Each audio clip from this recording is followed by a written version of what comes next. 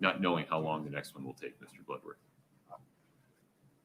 Your Honor, the state will probably need 20 minutes. Folks want a restroom break? Want to stretch your legs? Nobody. Everybody's shaking their head no. Okay, let's keep rolling. All right. Your Honor, the state calls Clint Benson. All right. Mr. Benson.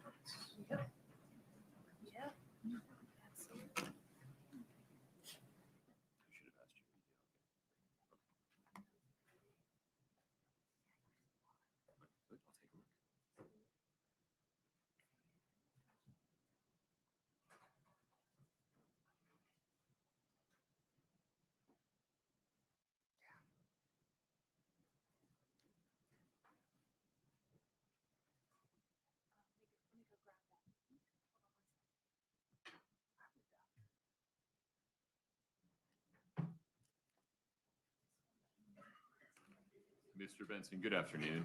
If you'd step in front of Brittany, we'll get you sworn in, sir. Thank you. Please raise your right hand. Do you solemnly swear the testimony you're about to give in the matter before the court to be the truth, the whole truth, and nothing but the truth, subject to the pains and penalties of perjury?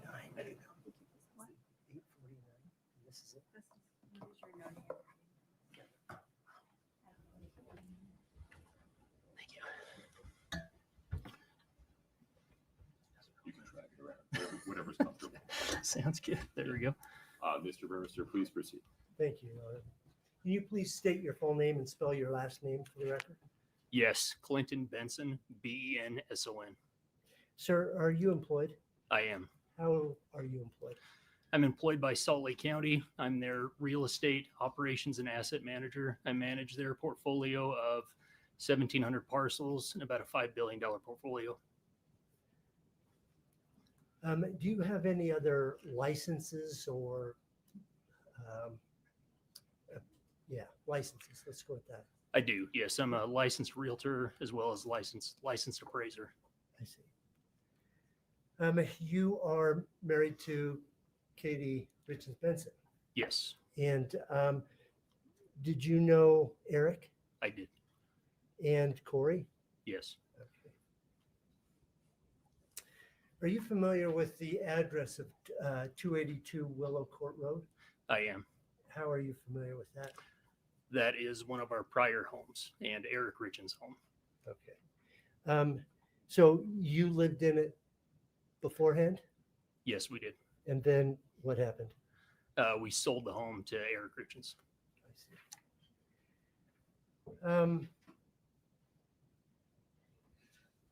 After Eric died, where did Kouri and the kids live?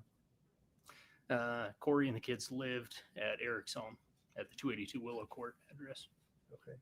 And then after May 8th, who was responsible for securing that address? That was me. Okay. And what did you do to secure that home? So on May 8th, I arranged for a locksmith to come and change all the locks. I also arranged for a private security company to come out and watch the home until we could get internet service provided, as well as install cameras around the property. Okay. Once you had the internet, what happened then? That was when we could install the cameras. The cameras require an internet access in order to record. I see. And how long did that take before you got the cameras installed? That was as quickly as possible. So we had private security there. We had private security there for 2 days until we could get that internet up and running. Was there a person there 24/7? There was. Yeah. Did you take any other efforts to make sure no one entered that home? I also taped doors throughout the property, so then I would know if door was open and closed. Okay. Now, did you have any real-time notice if there was some disturbance or something? I did. So those cameras would send my cell phone a notice anytime something was tripped. So that included even something as small as bug movement would trigger on the phone. So I'd be watching that. So did you get a lot of notices? It was a lot of notices. Yep. What did you do upon receiving a notice? Receiving a notice, I would, of course, pull up the footage. I'd review it, make sure there was not a person that was trying to access the home. And at that point, then I would, if there was no one trying to access it, then of course I would close it down. Okay. If there was somebody, I would immediately call law enforcement. okay. Did you ever have to call law enforcement? I did. Did they show up? They did within minutes. Are you aware of any entry to the house? Let me back up. Is there a separate garage? There is a separate detached garage. Okay. Are you aware of any unauthorized entry of the home or the detached garage during the time you were in charge of security? No, there was no entry.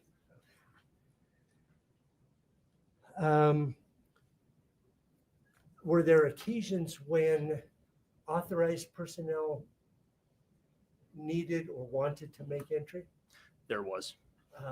Who would that have been? It would be the sheriff's personnel, and they would arrange through me if they needed to access the home. Were there occasions when you yourself went in? There was. Tell me about that. So I would go in the home if the kids, meaning Carter, Ashton, or Weston, if they had requested a specific item. So they still did have clothing in the home, as well as some sentimental items, trophies, things like that they wanted in the home. And so how did that work? Just you did it and no one else, or? It was primarily me. Occasionally, there was one instance where there was a live animal in the home. Carter did have a lizard, so I had to have help to carry that out of the home. So I had a family member help me do that. Okay. But always you were there? Yes. Okay. And were there occasions when, I think there's been mention about Todd Gabler? Do you know him? Yes. Was there times when he asked to have entry? Yes, Were you with him? I was.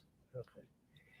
How about defense attorneys or investigators? Did they have access? Yes, we would. If they did request access, we would go with them to go through the home.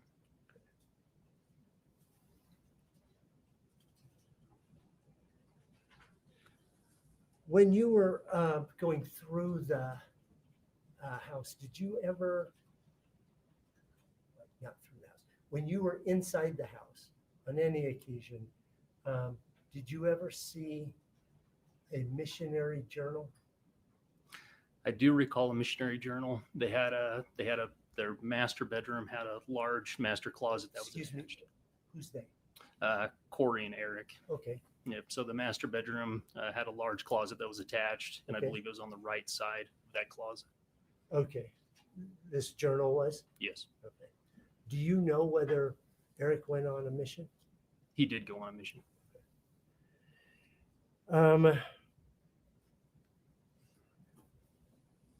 During your time in the home, either during this period or other occasions, did you see some written coupons? I did. Yeah, Where did you see those? in the master bedroom. When did you see that?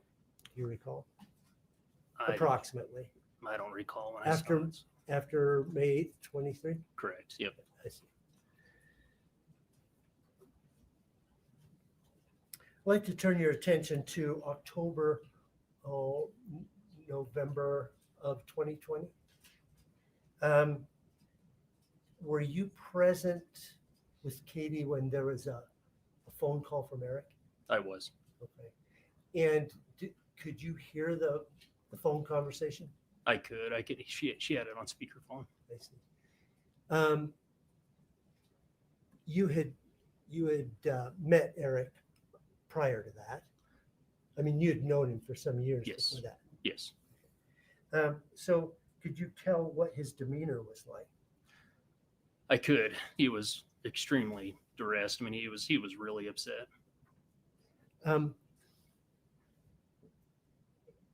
Angry upset or sad upset or a little bit of both? I mean, It was a combination of both. I see. Did he explain to you why he was upset? I'm not asking you what he said. I'm asking, did he explain why he was upset? Yes. Okay. Having heard that, did you do something to assist with the situation? I did. What did you do? I knew he was on his way over to our home after overhearing the conversation with Katie. In the amount of time it took him to get from where he was to our house, I was able to pull up the Summit County website, the recorder's website, where I could pull up the property address as well as the parcel ID and be able to view all of the recorded documents against the home. I see. And when you looked at that, did you find something that concerned you about the 282 Willow Court? I did. And what was that? I found a $250,000 home equity line of credit that was taken out against Eric's house. Did you pass that information on to Eric? Yes. After that conversation, that passing of that information, can you relate to us Eric's demeanor from that point? Yeah, his demeanor was still very upset and very sad in general. So, Do you know what he did following that? what he did following that, so we had a discussion about divorce attorneys while he was there Okay. as a result of finding out about that line of credit. So how did you suggest a name? I did. Okay. Was that on request or were you encouraging? It was on request, and so I mean, obviously Eric was extremely upset about what was happening, and it was just that conversation we were having where it was the next step would be to get a divorce attorney involved. And so did you suggest a name? I did. Who was that? Christina Miller. Did you work out a system of communication between Christina Miller and Eric? I did. And what was that? Could you just describe it? So I was an intermediary. So I would handle phone calls as well as emails back and forth.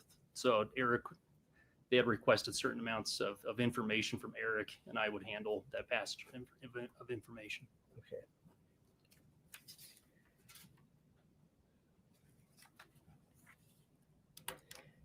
Okay. Holding here, believe we called it 8-49, Your Honor. And I overheard we have continuing permission. Please. Thank you, Your Honor. I'm going to hand the witness State's Exhibit 8-49. I'd like to direct your attention to tab 13.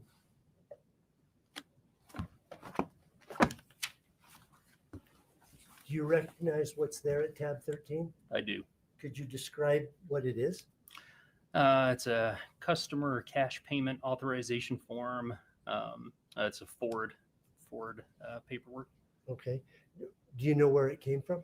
Yes, it came from the Heber Ford dealership. Do you know, did you get it? I did. I picked this up. Okay. And once you picked that paperwork up, what did you do with it? I gave it to Katie. Okay. Does it have Eric's signature on it?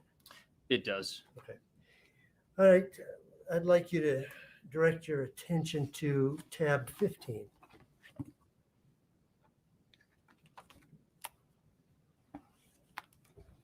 Do you recognize that? I do. Is that a photograph? This is a photograph. Yeah, of that journal you spoke about earlier? Yep. That's that same one that you'd seen in the house. Correct. I saw the front cover of it. It's a much smaller book. Okay. All right, let's turn to tab 16, please.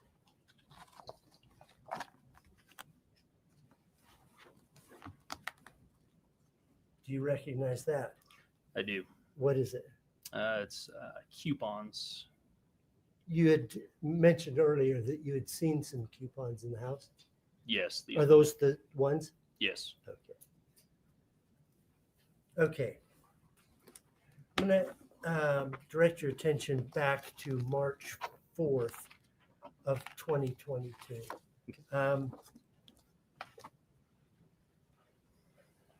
My understanding is that you were at home in the middle of the night and the daughter was sick. Is that correct? Yes. My youngest daughter had the stomach flu. Okay. And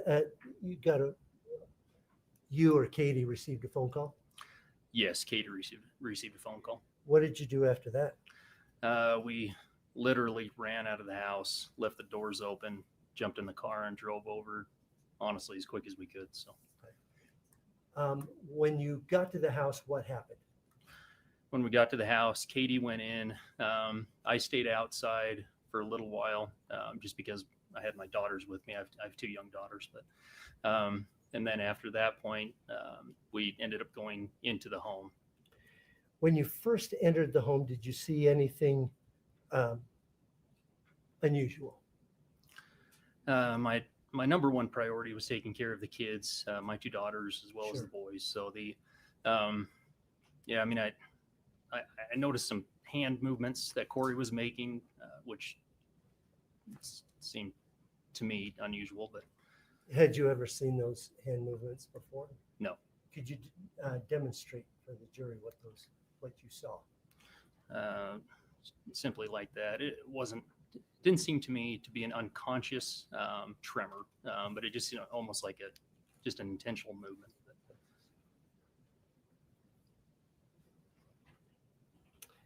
Once you were in the house, where did you go next? I went up the steps up to the bonus room that Eric had. Okay. Who was up there? It was Carter, Ashton, Weston, and then my two daughters. Okay. Did other adults come in and go out and come in and go out during the They course of the did. morning? They did. At some point, were you aware that the medical personnel or the transportation personnel were moving Eric's body from the house to their truck? We could hear that. Yep. Okay. So what was happening at that moment? So that basically those 4 hours, I was up with the kids. We were watching movies, playing games, doing things like that, trying to keep them occupied. Then we could hear the medical personnel leaving the home. I tried to stop the kids from going to the window, but I mean, given 5 kids up in that room, I mean, it was almost impossible. But Was your daughter still ill at this time? she is. Yeah, she was vomiting on the floor. But Okay. but yeah, so I stopped the kids from going to the window. They went to the window, and I think that was when they first saw their dad being wheeled out of the home and knew that he had passed. Okay. You said they. Yeah. Can you just use names to make sure we understand who it is you're I talking about? apologize. Yep. No, you don't have to apologize. It just So that was Carter and Ashton okay. were the two main. All right. And so what did you see? So they saw Eric being wheeled out and put into the ambulance. Did Carter say anything or do anything? Carter's response was, Why don't we focus on do first? Yes. Did Carter do something or not? his response was somewhat just level-headed. He knew at that point his dad was gone. Okay. How about Ashton's response? What was that like? Ashton's his response was totally different. He just broke down and he was extremely upset. Okay. Were you present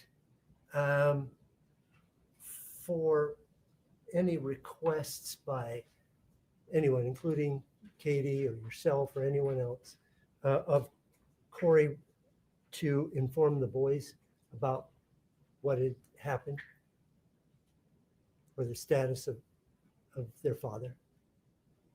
Sorry, can you say that question again?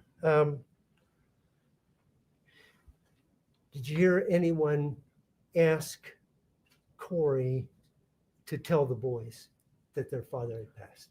I did. Um,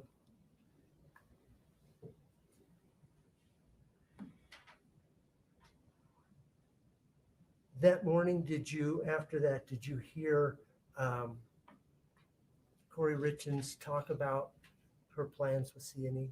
I did. Tell the court about that.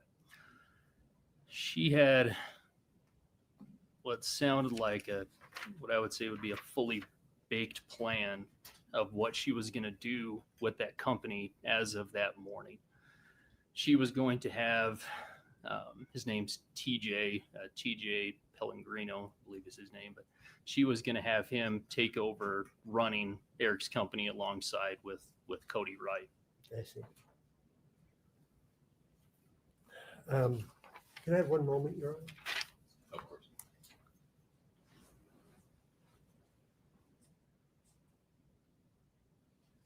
I have nothing further for this witness, Your Honor. Ms. Lewis.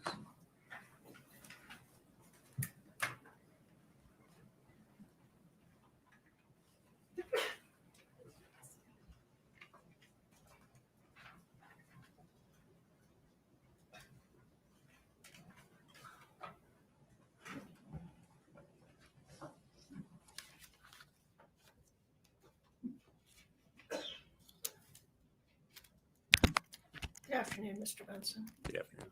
I believe we've met, but I'm Wendy Lewis, one of Kouri's attorneys. Let's go back to 2012 for a moment. You said that that was when you sold the home, you and your wife sold the home to Eric, correct? Correct. And Eric and Kouri were living together at that time, correct? I believe so. I can't say for sure, but I Okay. believe so. Well, when Eric moved into the home, Kouri moved into the home with him, correct? I believe so. And they were married less than a year after moving into that home together. Yes, that sounds correct. All right. So that home was always lived in by both Eric and Kouri from the time Eric took possession of it, correct? From the time of possession, did they live in that home the entire time together? Did, I all right. Yes. Did they live in that home as their primary home? Not talking about when maybe some of them stayed somewhere else, but was that their primary home together from 2012 until the time of his death? I am aware that Kouri had leased a home in Oakley where she was going to live separately for a period of time. So I can't answer that. I know for certain that they've both All right. lived in that home the entire time. Are you aware that Kouri never did live in another home during that period? No. Right. So you talked about then at that same, well, not that same time frame. You talked about then in 2020 that you helped Eric hire a divorce attorney. Yes. So 2 years before his death, you talked about it was that he'd found out some information he was upset about with Kouri, correct? Mhm. Correct. And so you reached out to Christina Miller. You sent an email to her, correct? Yes, I did. Asking if she would represent your brother-in-law, correct? I asked if she would be willing to represent him. So All right. And you set up the appointment for him. yes, Did you attend the appointment with him? I did not. All right. But you described yourself as an intermediary, but wasn't it decided that all correspondence would be between you and the attorney, not between Eric and the attorney? That's incorrect. Eric did attend in-person meetings with Christina that I was not there for. Yeah, I understand. The- My question was not in-person meetings, all correspondence by email, for example. Yes, And all documentation that the lawyer requested from Eric was sent by you, correct? as far as documentation that I knew about. Eric may have sent additional documentation that I didn't know about, but anything that I was aware of, I did send. All right, so as far as you know, all documentation was sent by you.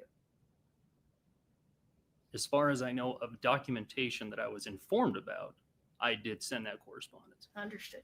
And you were the one to gather up the documents from Eric, correct? It would depend on if it was an in-person meeting or not. If Eric did something in person, I do not know what documentation he brought to Christina.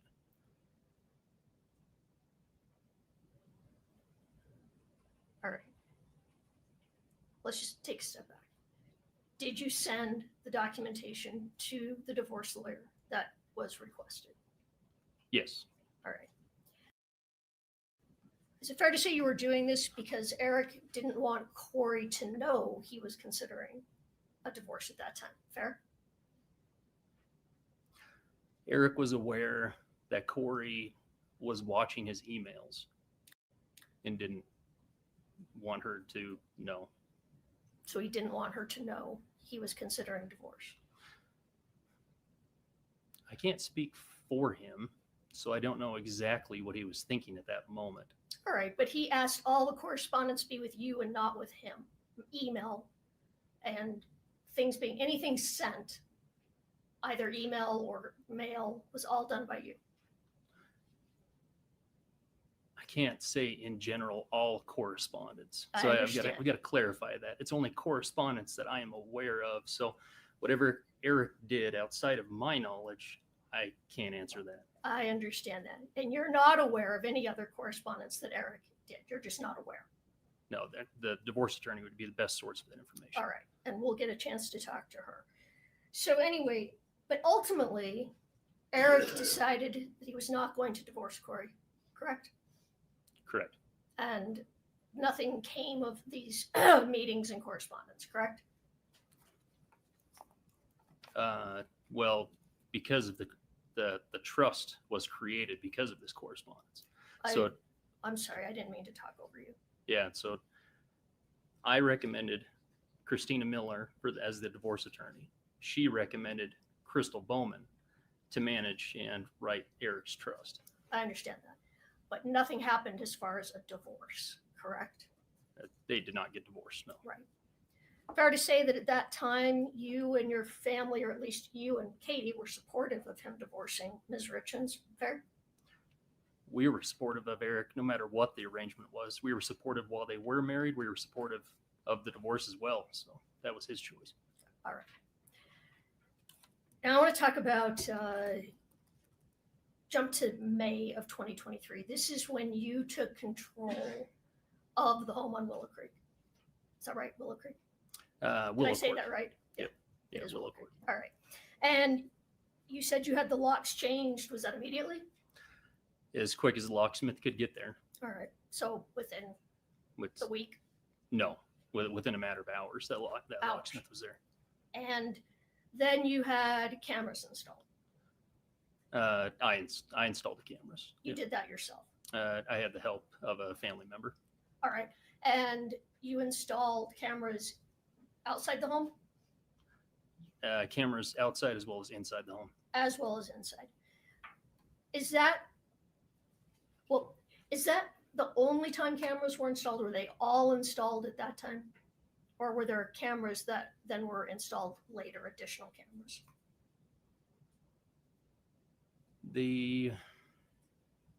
There's a substantial amount of cameras. The cameras, as cameras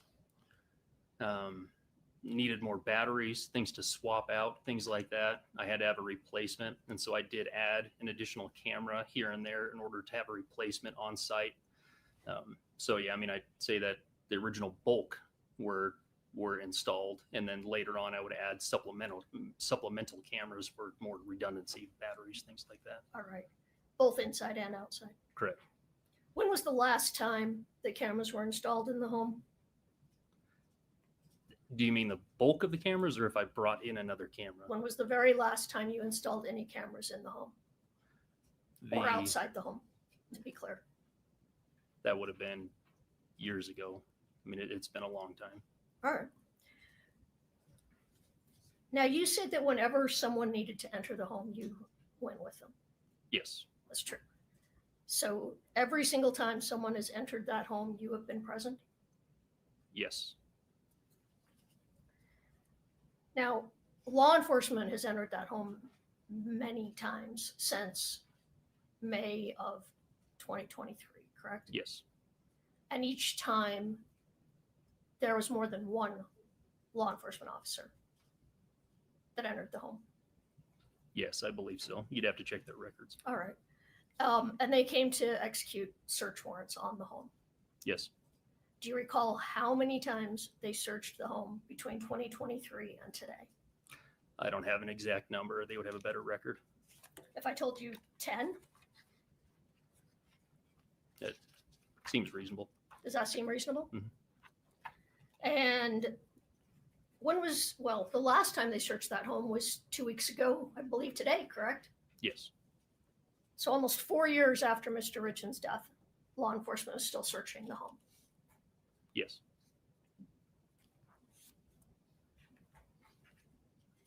Are you aware if they removed things from the home every time they came into the home? I'm not aware. You'd have to check their records. Yeah, I'm just asking if you were aware. They removed, typically as a result of a search warrant, I would think they would have removed items each time. All right. And you were there, correct? Yes. All right. So you saw them removing items from the home. I would receive a search warrant and they would write the items that they were there to pick up. Okay. So I can't tell you for sure every time they left if they left with that item. All right, makes sense. Now, there have been other people in the home besides law enforcement. Yes. People have been into the home to collect belongings for the boys, correct? Not people. It would primarily be me as well as occasionally it would primarily just be me. I believe in one instance I had a family member help me carry some clothing out of the home, but that's it. There was a family friend who came in and early on and removed things from the home, true? Or a distant relative.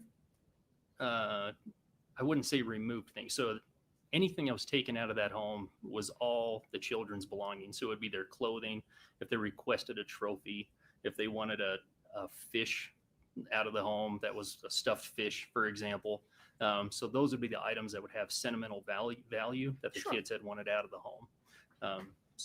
And that would be me. So they would give me the items that they had wanted. I would go pick them up and then I would take them. All right. Okay, let's move to Mr. Gabler. Mr. Gabler, this is the private investigator that you and the family hired, correct? Yes. Mr. Gabler was hired by Crystal Bowman for the estate. For the estate. And, but he was paid out of the trust. No. Well, Ms. Bowman didn't pay him, correct? Yeah. He was initially paid by myself. So you personally paid him at first. Yes. And eventually he was paid out of the trust, correct? Correct. He was paid at least $100,000 out of the trust, correct? Correct. You'll have the records. So. All right. The trust that the three boys are the beneficiary of, correct? The three boys are the beneficiary. Yes. Okay. But that money was used to pay for an investigator. Fair? Fair in regard to, in regard to ongoing litigation, that would be it. So. Understood.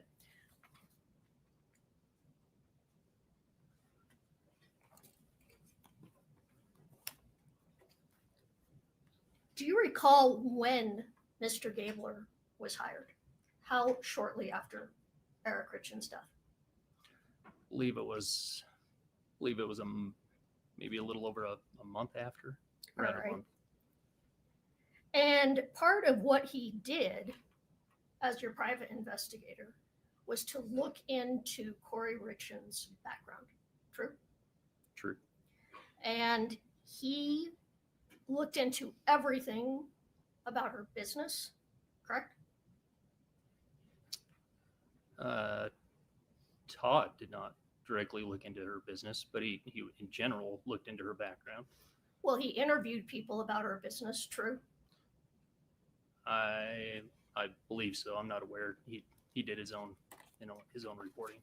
Well, you were very involved in what Mr. Gabler was investigating, fair to say? Yes. And you knew that he was investigating Kouri in order to try and come up with something that would result in criminal charges, fair? No, that's not fair. That's not fair. No. Well, Todd- isn't it? I'm Todd sorry. investigated for the truth. He made it clear that no matter what, we had to be comfortable with the truth, no matter what that answer is. And the truth that you were looking for was information to charge Kouri Richins. I'll let him answer that. Ask that. Then, excuse me. I'll let him answer that, and we need to move on. Go ahead, sir. Oh, sorry, can you ask the The question? truth you were looking for was evidence to charge Kouri Richins. That's false. All right. However, Mr. Gabler was supplying evidence to Summit County investigators at least as early as November of 2022, correct? I don't know the exact date. When he would send information to investigators, would he copy you on those emails? I don't recall if I received all correspondence with that. I couldn't tell you exactly. Did you receive correspondence? I did.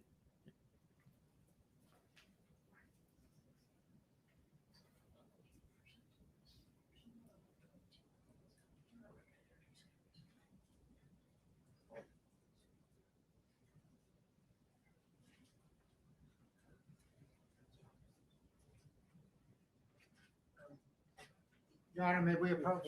Of course.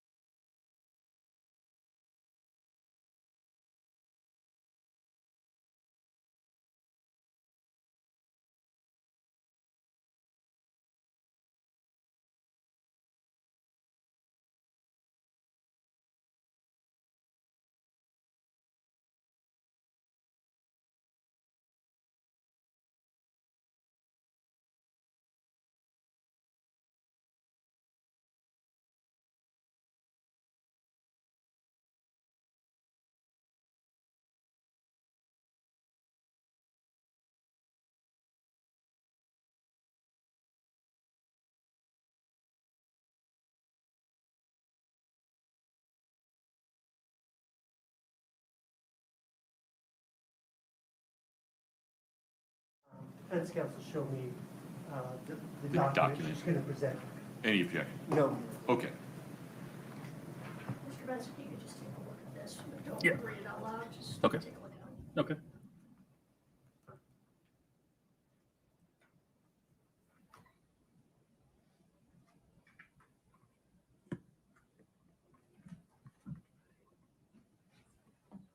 Do you see the date on that, Mr. Benson?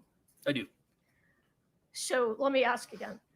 As early as November of 2022, Mr. Gabler was sending information to Summit County Sheriff's Officer, to the investigators, detectives in this case, about Kouri's possible involvement in her husband's death. True?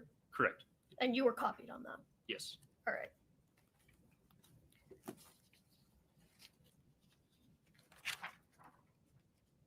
Would now be an appropriate time to take a short restroom break, Ms. Lewis? That would be fine. Okay, Yes. folks, let's stretch our legs. Please rise for the jury.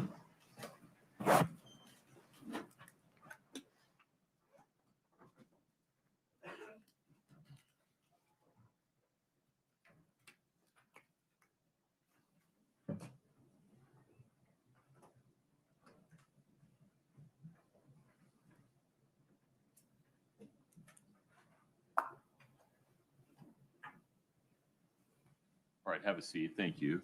Mr. Benson, would you do me a favor? Yes. Would you stretch your legs, use the restroom if you want, but don't talk to anybody? Okay. Sounds Thank you, good. sir. Yep, thank you. We'll call you back in when it's your time. Okay, sounds good. Thank you. Leave all that there. Yep.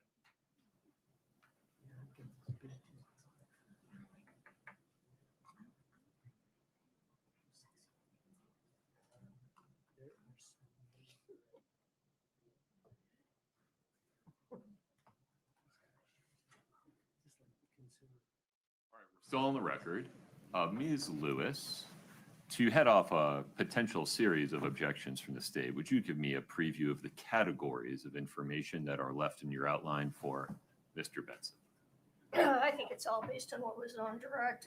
Is Mr. Gabler being in and out of the home, other things about people being in and out of the home, and then the night of, or the night day of March 4th, following up on some of the questions they asked.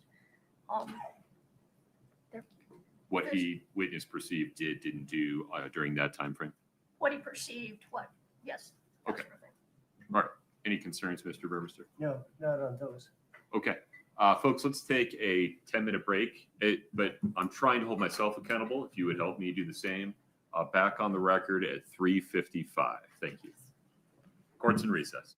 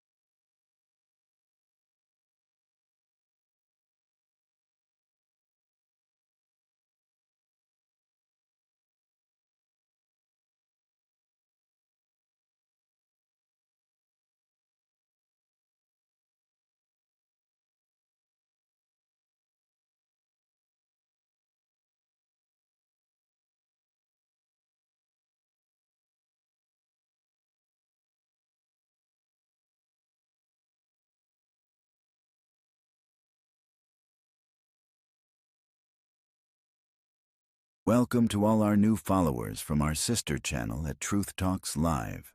You're watching at Southern Sin, your home for true crime. Hop over and hit that subscribe button.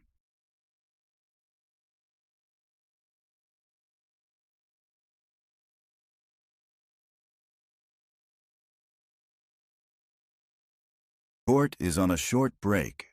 Don't go anywhere. The action will be right back on at Southern Sin.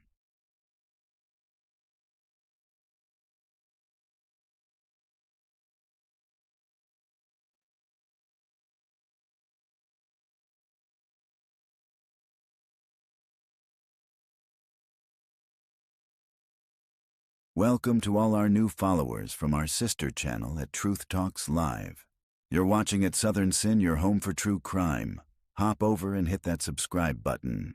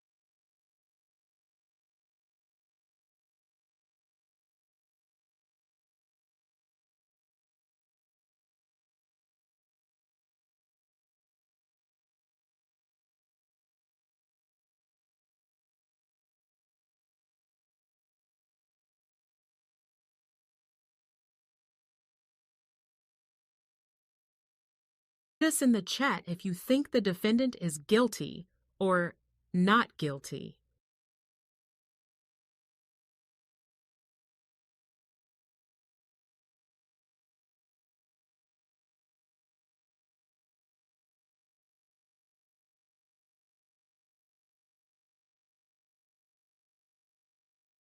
Subscribe to at Southern Sin and hit the bell for when we go live.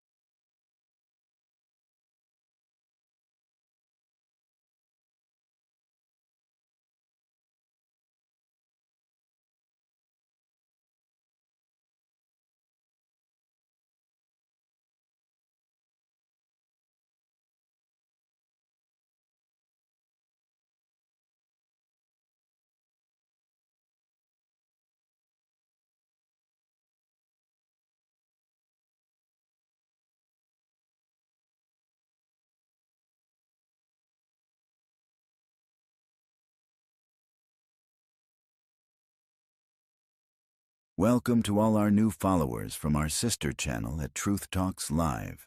You're watching at Southern Sin, your home for true crime. Hop over and hit that subscribe button.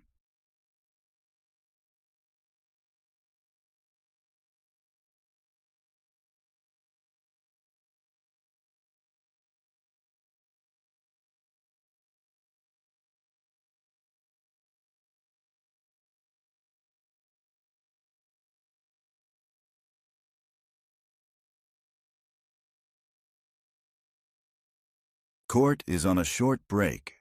Don't go anywhere. The action will be right back on at Southern Sin.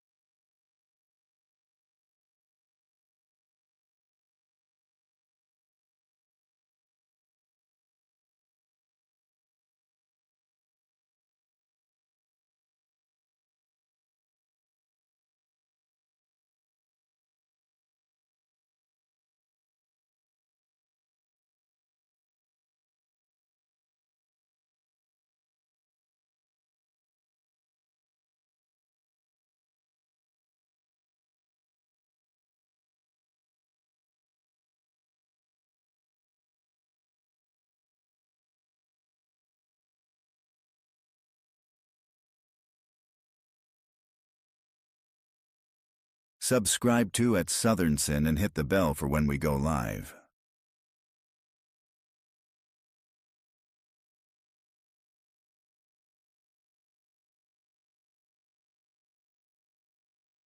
Thank you for subscribing to at Southern Sin. Keep our algorithm high by hitting the like button now and use hashtag Sinners in the chat to win a free membership.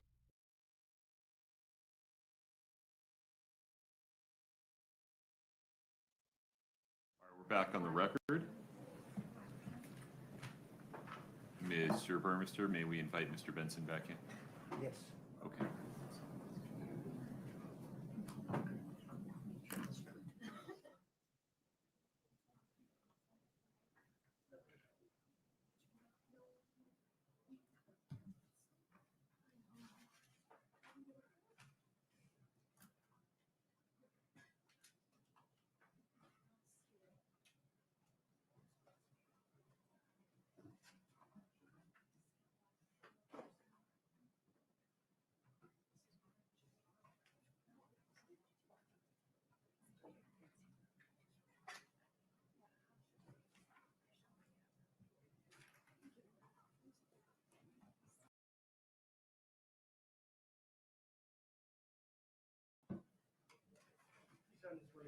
No problem.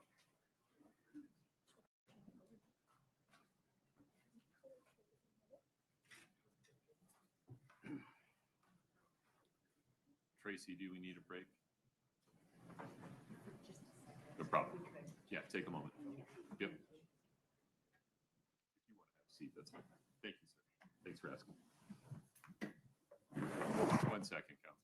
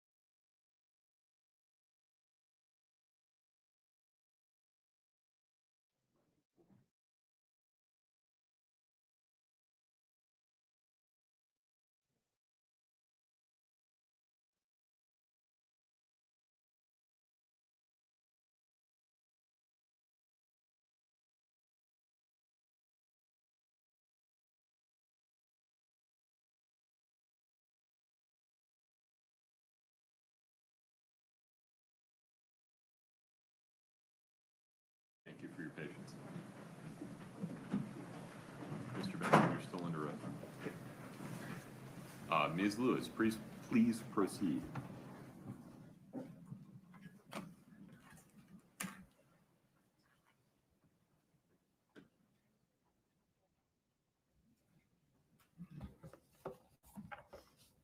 All right, so we were talking about Mr. Gabler. As part of Mr. Gabler's investigation,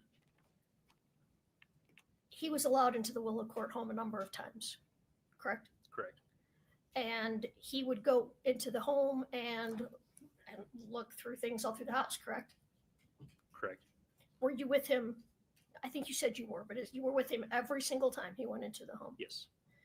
And did you see him move things around the home when he would go in? Yes. All right. And this was, well, let me rephrase that. Do you know when the first time was that he went in the home?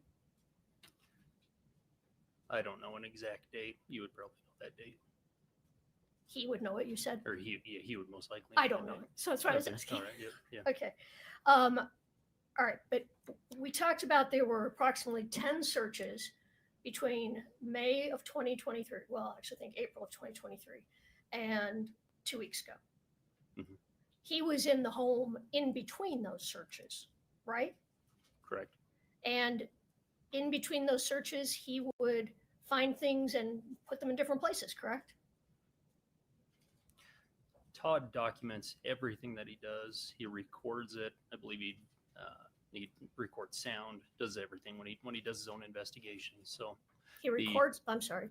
I believe he would record it if he was in the home. So I believe it would be at least an audio. So yeah.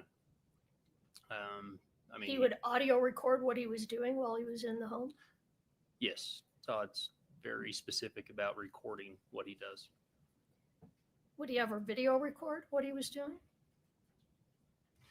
I know that I believe he would audio record. I don't know specifically about a video, but you would have to consult Todd. There were blink cameras in the home, though, or Yes. cameras Yes. recording what he was doing, right? Yes. Did you ever turn those cameras, those videos, or those recordings over to the prosecution? They overwrite every 60 days. I believe that you've subpoenaed to get the video recordings, which we've given. You have given those Yes. to who did you give those to? You.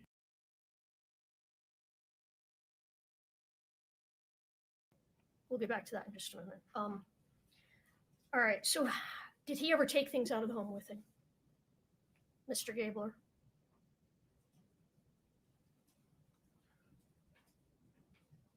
I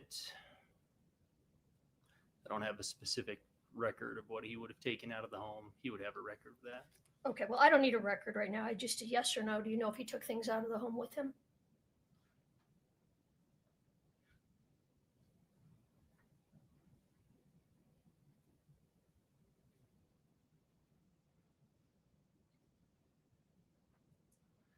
I'm thinking that he may have taken some documents, but I couldn't tell you exactly. He would have a better record. If he took anything out of the home, would he provided that to the detectives or to the prosecution in this case? Yes.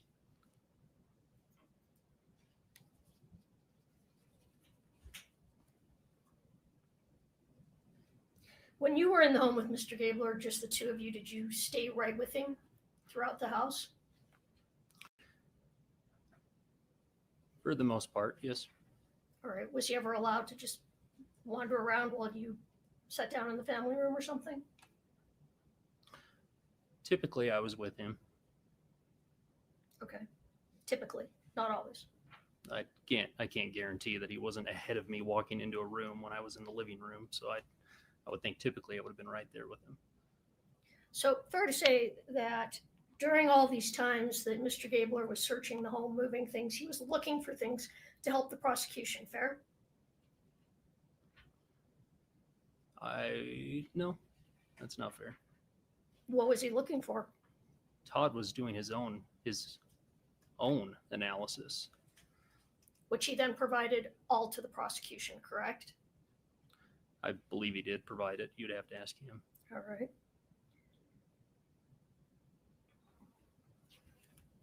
Now, there were times that you were alone in the home, true? True. And what were you doing in the home when you were there by yourself? When I was in the home by myself, it would be property management type things. So it would be flushing toilets, making sure that water would still run, making sure water wasn't leaking, making sure water heaters were turning over so that way they didn't go moldy, things like that. So it was primarily home maintenance type things. Again, if I was requested to pick up an item by the children, then I would go and pick up those items. But that would be the only reason I was in the home. Okay, so you were in and out of the master.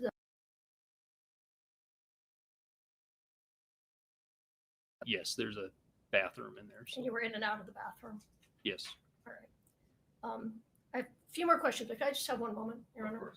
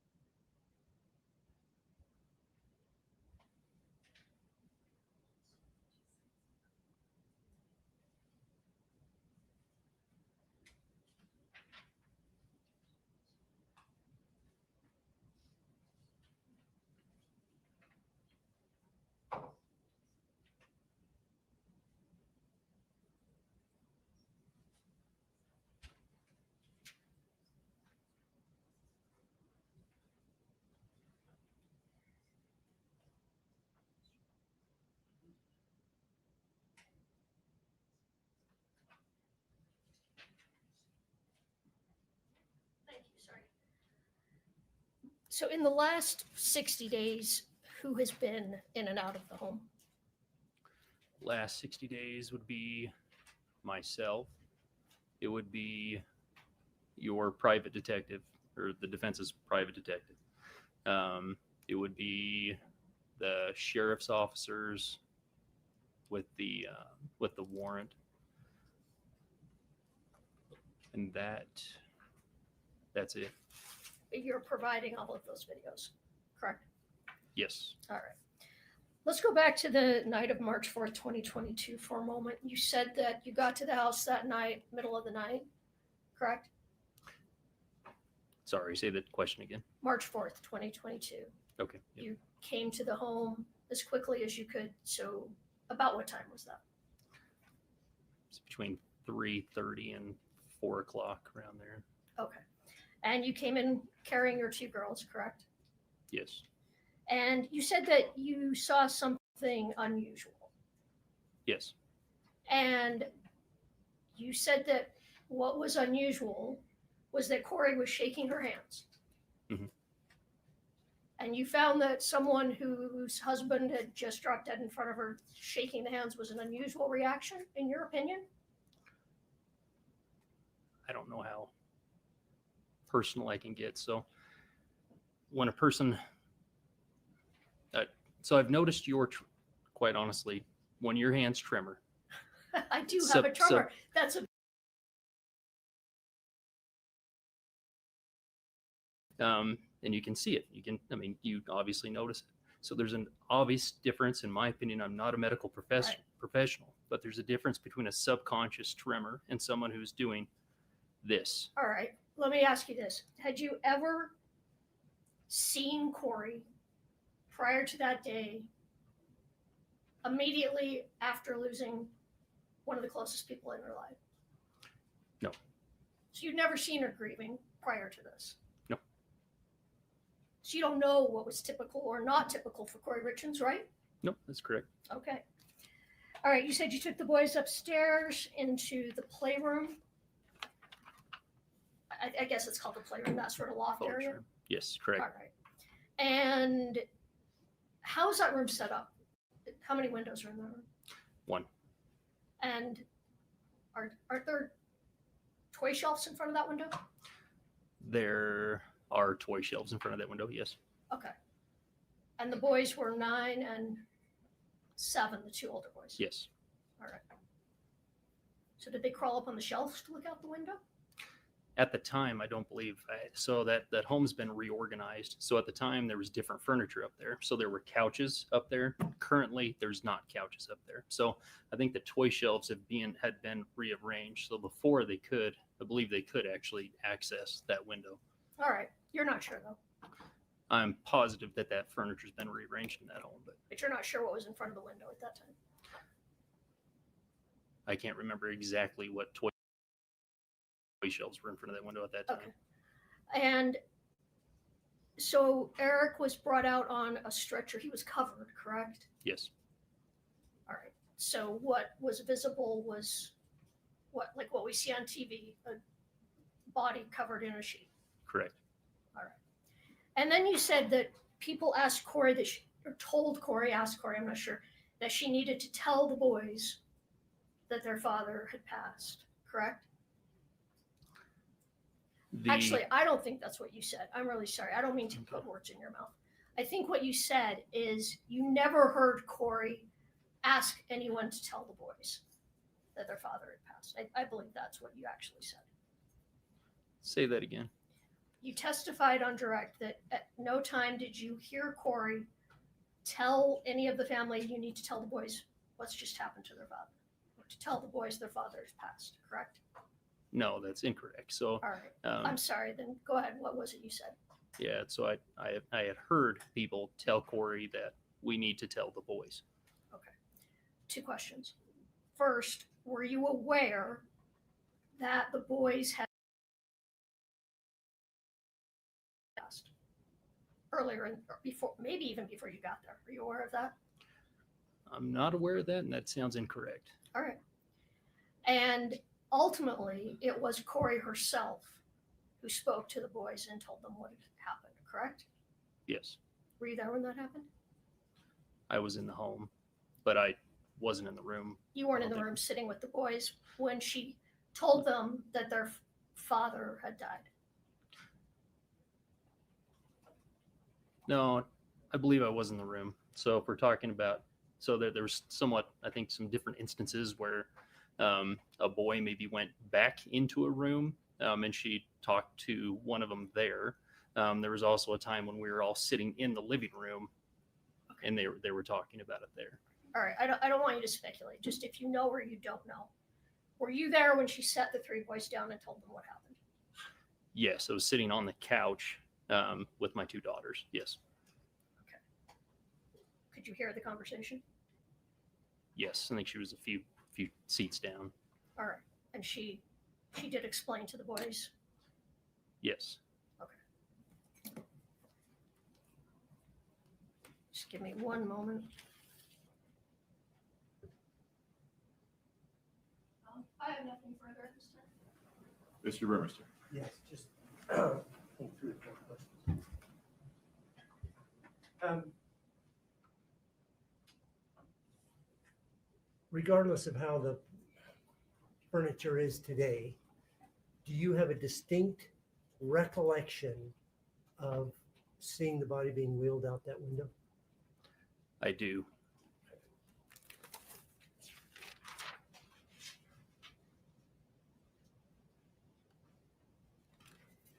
Was there any occasion when you were with Mr. Gabler after charges had been filed? Well, first of all, I'll ask that. After, yeah, After in the charges home, filed, yes. ever go in with Mr. Gabler? yes. In those instances, did you ever see Mr. Gabler identify something and leave it and tell the police later? Absolutely. Yeah. Todd would not, if anything was of interest, he would immediately call the sheriff's office and it would be documented. Did you ever see Mr. Gabler bring items in and leave them in the house? No. So I think you testified that Eric bought the home in 2012 Yes, from you, correct. Me and my wife. and the next summer, 2013, is when Eric married Kouri, correct? Yes. In the backyard of that house? Correct. Thank you. Nothing further, Your Honor. May this witness step down, Ms. Lewis? Can I ask just one follow-up? Of course. My teacher, I say that and I end up. I understand.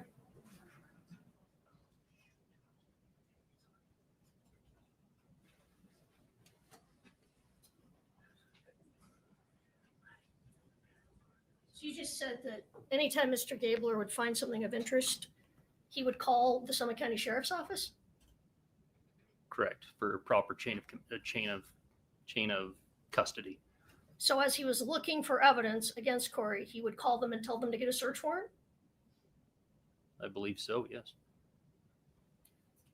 Nothing further. Mr. Burmester, anything further? No, Your Honor. You can step down, sir. Thank you.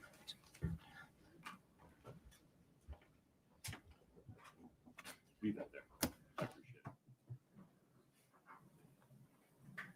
The state's next witness. Deputy Wynn, please. Okay.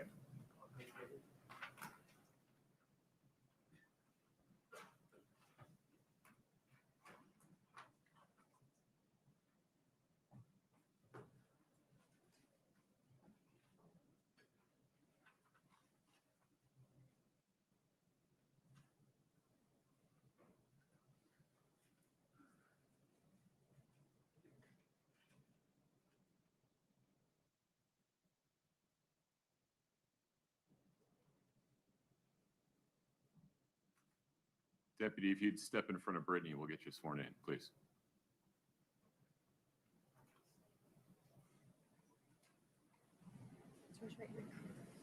Do you solemnly swear the testimony you're about to give in the matter before the court to be the truth, the whole truth, and nothing but the truth, subject to the pains and penalties of perjury? Thank you. Have a seat.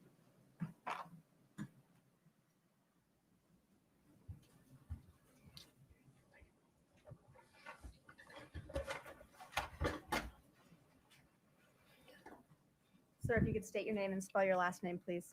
It's Deputy Vincent Nguyen, Nguyen, Where do you work? Summit County Sheriff's Office, How long have you worked there? since 2012. What's your assignment at the sheriff's office? Right now as a patrol deputy, And what about back in 2022? What was your assignment then? patrol deputy. What does a patrol deputy do? Respond to calls and report or document incidents, crimes. What kind of calls does a patrol deputy get called on? It could be citizen complaints, burglaries, anything that a citizen wants to report. Did you have law enforcement experience before coming to the Summit County Sheriff's Office? Yes. What's that? I worked at the Corona Police Department for over 3 years. At the Summit County Sheriff's Office, are you issued a body camera to use? Yes, I was. And tell the jury about what do you do with your body camera when you're on duty? So my body camera is always on until I activate my lights or manually activate it on the body camera itself. Then it starts recording. And was that the same back in 2022? Yes. Were you on duty on March 4th of 2022? Yes. And were you dispatched to 282 Willow Court Drive? Yes, I was. If we could have Exhibit 1-1, please. This has already been admitted.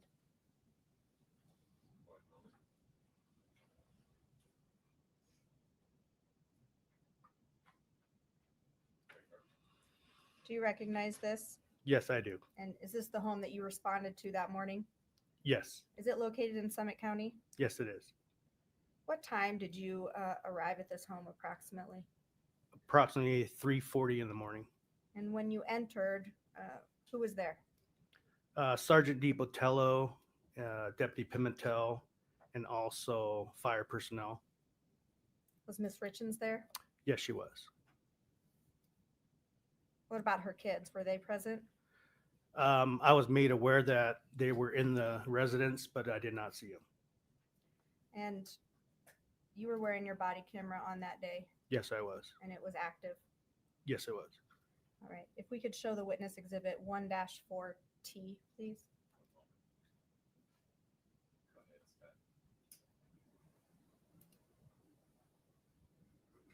He can see it, counsel can see it. Do you recognize this? Yes, I do. And Scott, go ahead and scroll through it so he can see to the end. What is it? It's my body camera footage with a blurred spot. I'm sorry, Scott, can we put up 1-4T?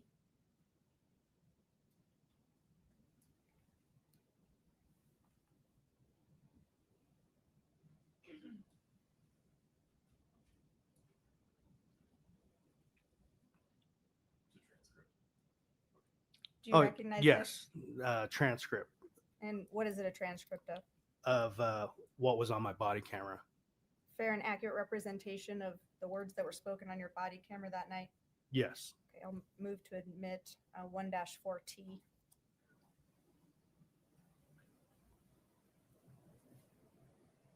I think you're going the same place I'm going, Judge. There are multiple speakers here. Would you folks approach for 1 minute?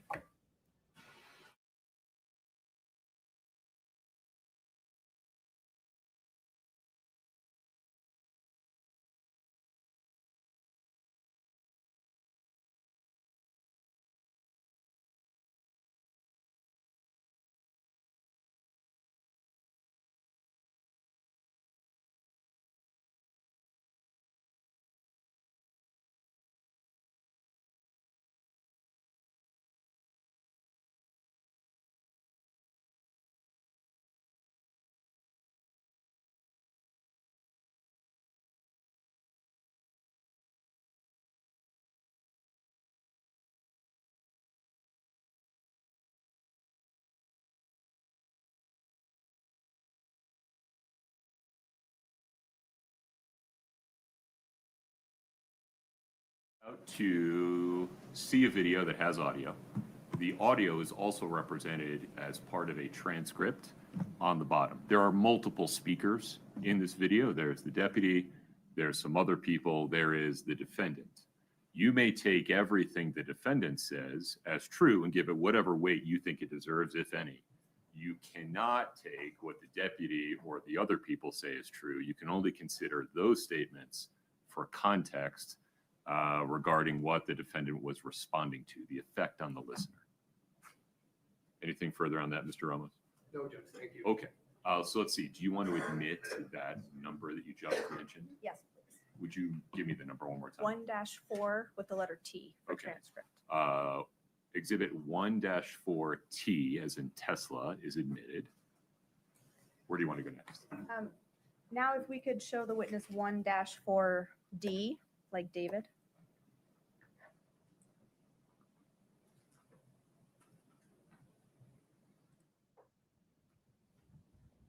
Do you see it on your screen there? Yes, I Do you do. recognize this? Yes, I do. What is it? It's my body camera.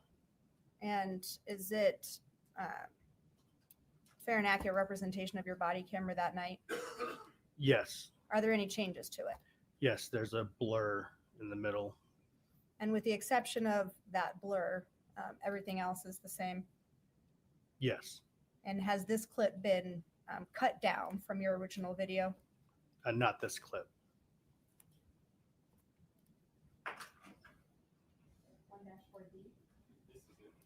Okay. I'll move to admit 1-4D. No, Judge. Okay, 1-4D, as in David, is admitted.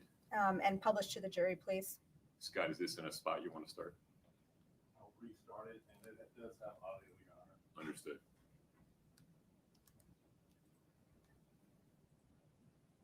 Go ahead, sir.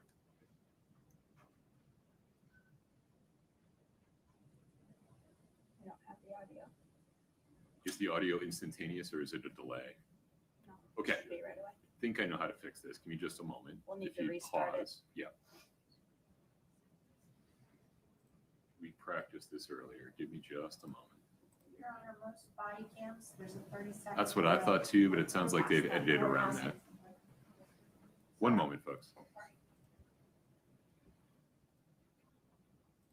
Scott, would you do me a favor? Would you disconnect from the HDMI and then reconnect?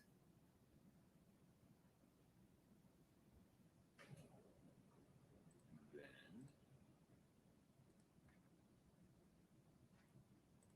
Did you plug back in? Yes, yes. Okay, will you cue the video again for me? And no medical history other than his asthma. I mean, it's Lyme disease, but I mean, it's painful sometimes. I mean, it's medicine for it. What does he take? What medicine does he take? Can you find it and tell us?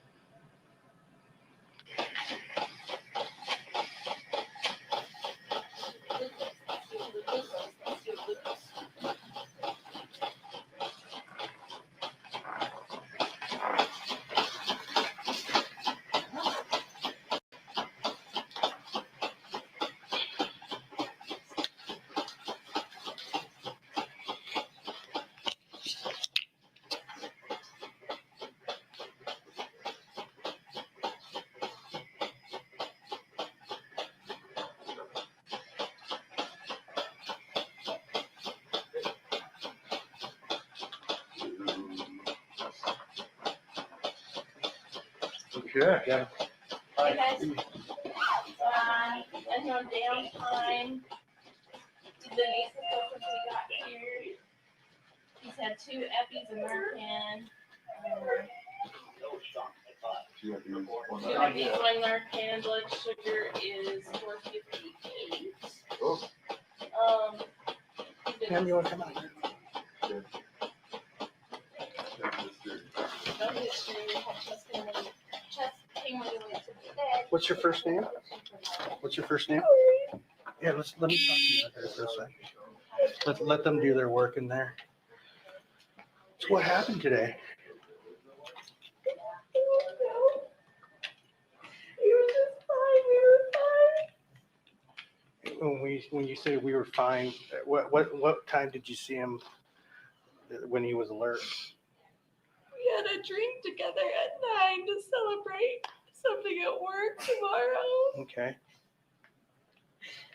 We went to bed. I went to bed with my kids. He went to bed in our bed. What time did you guys go to bed? 9:30. 9:30. Okay. 9:45. And then what alerted you to him today? Right now. When I just woke up, when I sleep with my kids, I always wake up and I go back in my own bed. Mm-hmm. I just crawled over on his side. And he was laying in bed. Okay. He was on his back on the bed, and Okay. And he was on. You said he was on his back. Okay. Where are your children now? I went to sleep in that room. 2 are awake with their ear to the door. I And- don't want them to go out. Please somebody No, take them out. where are the other 2 at that are awake? No, hallway bedroom. And where's that at? It was their first one to your left. Okay. Is there any family members we can call right now? Yeah, I need to call my mom. I need to call my mom so bad. Okay. I think I don't know. 911's still on the phone. I don't know. Here. Okay. I call my mom. Yep. I'll give you a phone right now. Okay. I need to call his dad. He's gonna be okay, right? Like I got in bed and then I just got. Yeah, they're doing their best. Okay, ma'am. Here, you can use my phone.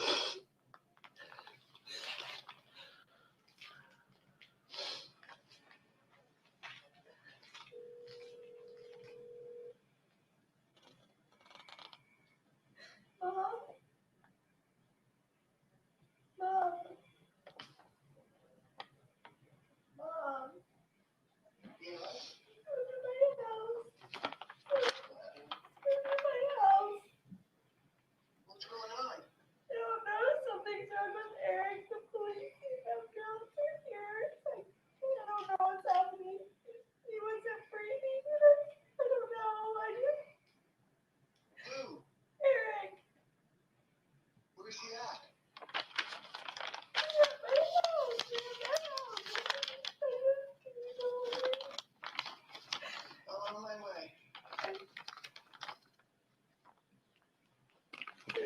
think my partner found your phone. Is this it right here? Does he have any medical conditions or anything like that? He has Lyme's disease. Lyme's disease? I mean, but nothing major. Like, Okay. So no heart problems or anything like that?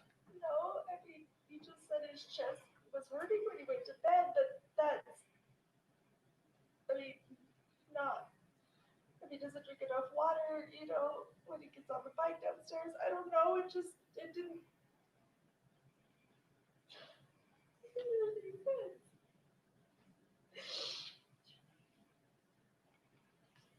And then he just said he was really tired because he got his allergy shots yesterday morning Okay. with my son. They still went to Chicago. And then when did you discover him? What time? I got up, I got my phone. Maybe 3. About 3. Did you immediately call the 911? Yeah, well, I mean, I got up and, well, as soon as I turned over and he was cold, Mm-hmm. I just felt like something was wrong. So, I mean, I just put the blanket on it because I just thought my room's cold. So I just, and then I sat there for a minute and I just didn't feel like it's like freezing or anything. And so I just was like, Okay. alright. And he just felt so heavy. Mm-hmm. Any COVID or anything like that? We all just got over COVID. Okay. You know, And and when was that? a couple weeks ago. Okay, so not recently. Well, he just, they had like had a negative test. So I was the last positive and then he had it. So his last negative test was a week ago. Okay.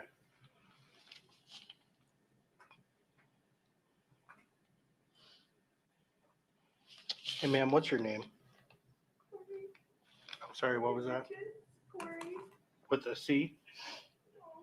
Kouri.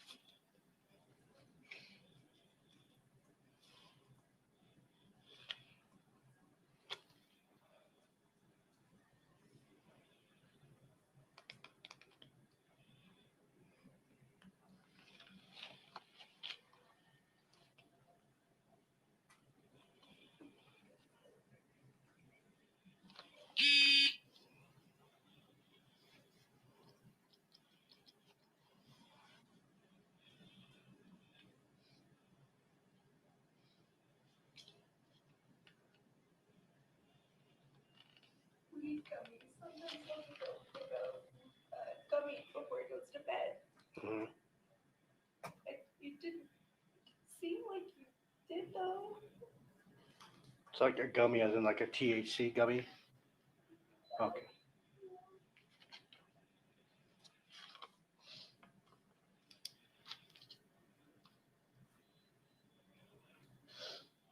And who is his primary care physician? Herb Lepley in Hudson. Who? Herb Lepley. How do you spell it? How's Lepley. Lepley?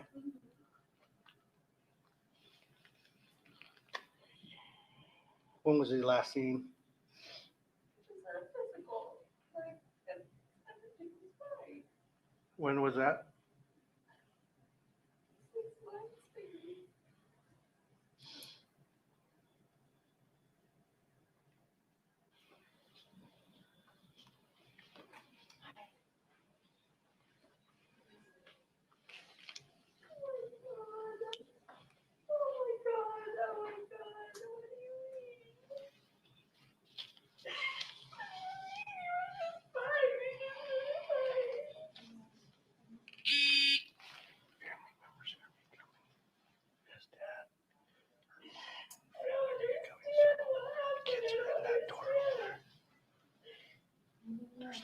Kids that are awake are in that door. She said to the left. Yeah, I think the one master bedroom. Or the master bedroom. So basically, she said went to bed at 9:30. She slept with the kids because then she goes to bed. When she went to bed, around 3 o'clock, moved in her bed. He was cold and heavy.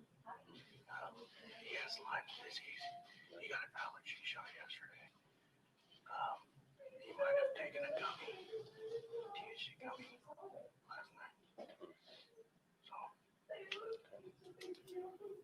other than that, just Lyme disease. I already have dispatchable Emmy and Dix. It's probably gonna be Baker's here. I don't know. Whoever the on-call is.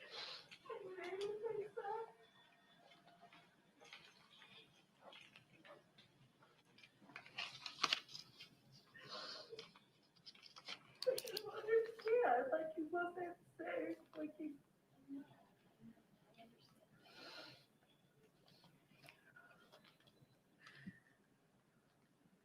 Did you call someone to come in?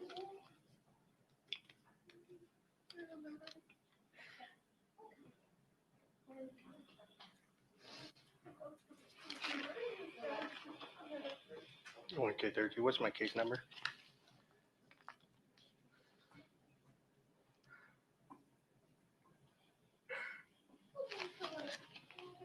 Copy.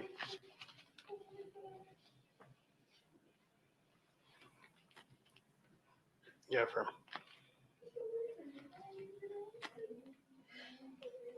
And the complaint's going to be the wife, first name of Kouri.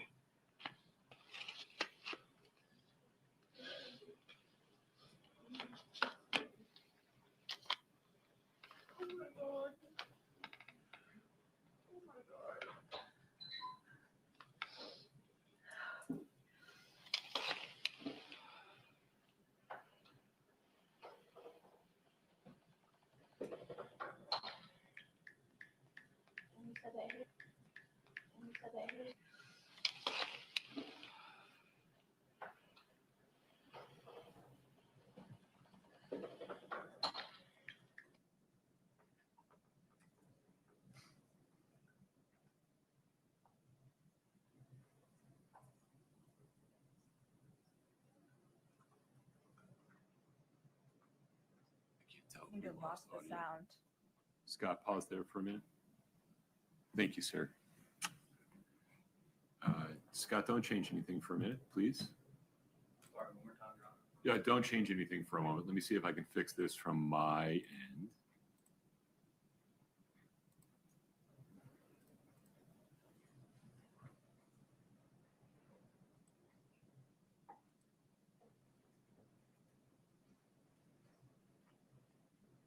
Scott, can you go back 5 or 10 seconds and test sound for me?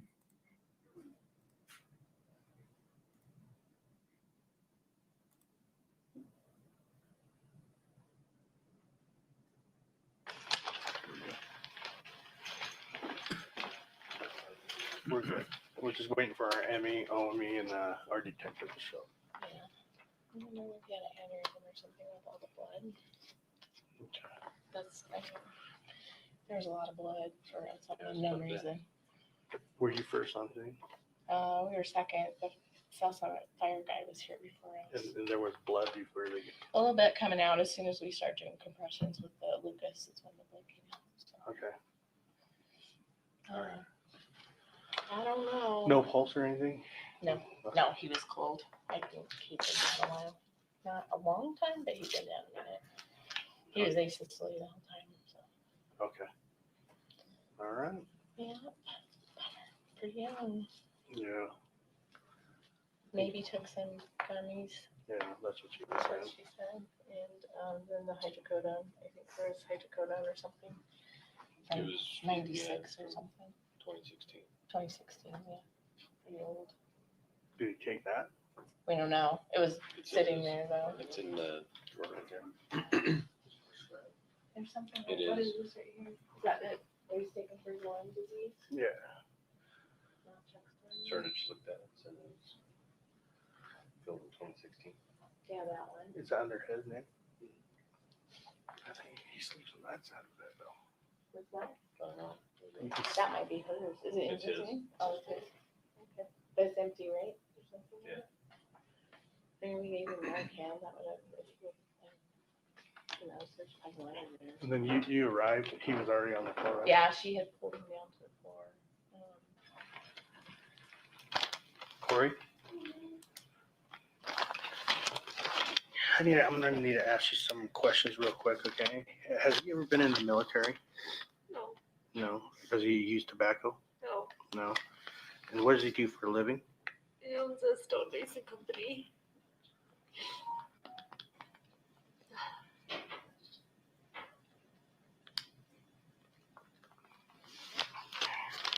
And then when you discovered him, was he on the bed? Yes. He was just laying on his side like normal. Okay. I just thought he was cold. It was cold in there, so I put the blanket on him. Yeah.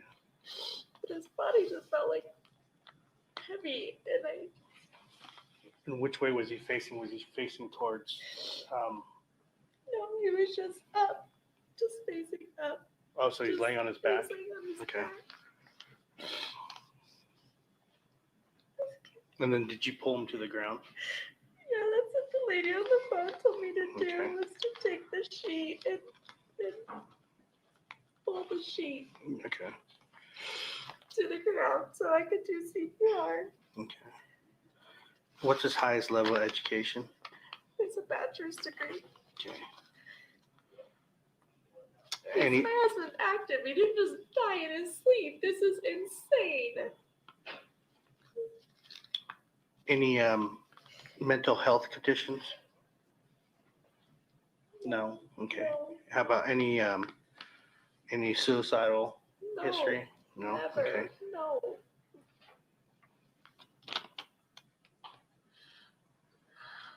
Has he been seen by a doctor in the last 30 days? No. Okay. Has any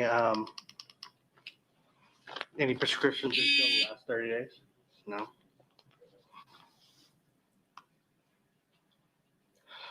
Has he had a history of falling or anything? No. Any history of prescription abuse? No. I mean, when he was in high school and stuff, yeah. Okay. Pain pills, I think.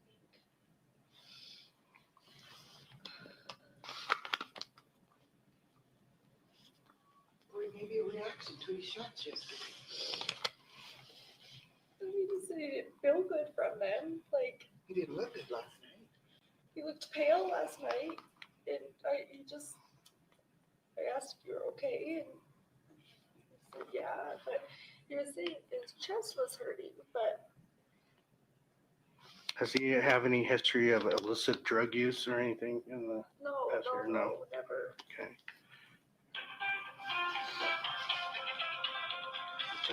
Do you have the phone number to Herb, his doctor? I can't.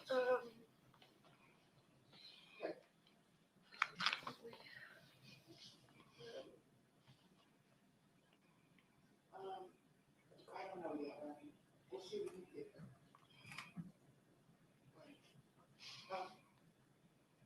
I don't. It's just at the Park City Family Clinic, Family Hospital, or Yeah, I can look it up. I'm sorry. No, that's all right. Who told the boys? Claire said a cop told them. Why would you tell a child? No, they shouldn't have told him. I answered. Oh. They all know. They told me. How do they know? Well, Carter told me, a cop told me. Would they have told him? No, I wouldn't think. We were in there, so we were maybe a fire Do they department. know? Maybe they, yeah, they Oh my freaking god! Oh my god! Oh my god! Oh my god! Oh.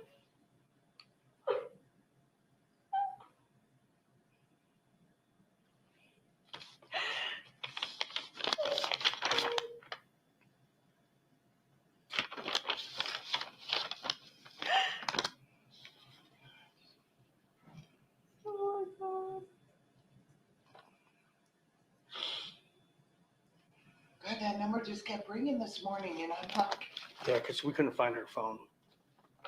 I thought somebody called from a cell phone, and then when you Google it, it says it's a spoof number.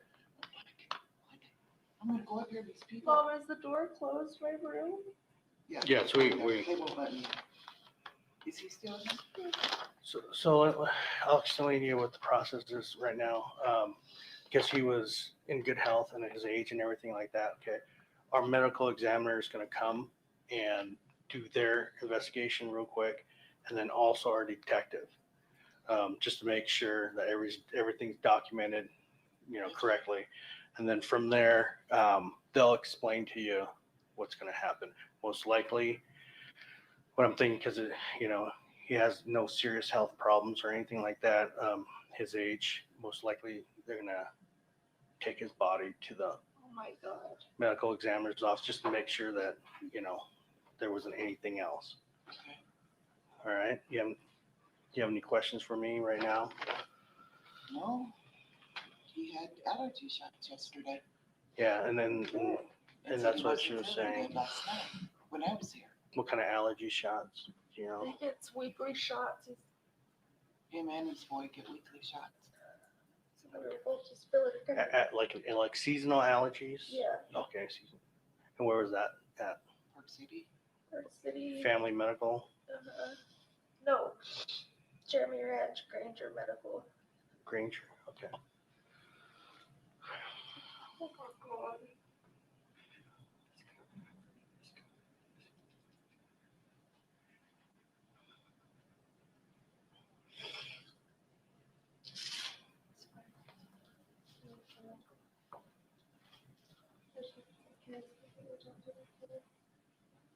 I did. They're all watching TV. I said, you guys got to go back to sleep. It's 4 o'clock in the morning.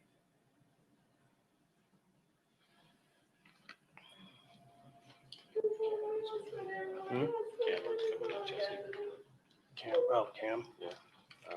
Need to go over there and sell it for to get the van keys. Okay. So, do this here with you. Yep.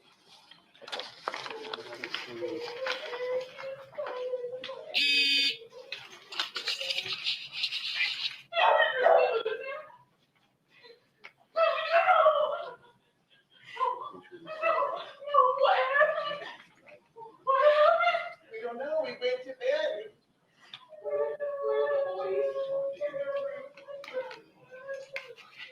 Hey, Clint, here, he's gonna help. Where are my boys? The kids are in the Where's my brother? He's in this No.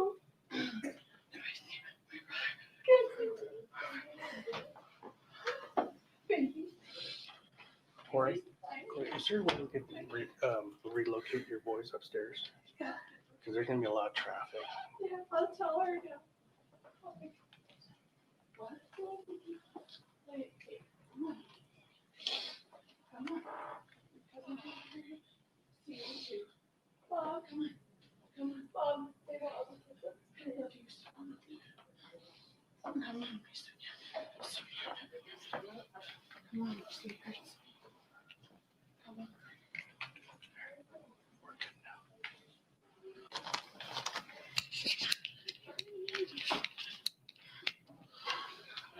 I can explain to her if you want to go. I miss everything. I miss Chris, Will, everything. I miss power of attorney. I miss everything. We don't have Go to worry upstairs. about that kind of stuff right now. Just with the boys. Go upstairs with the boys.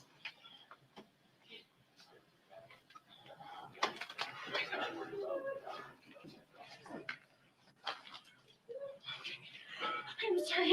This is No, it's all natural, okay? Just take a deep breath. Take a deep breath.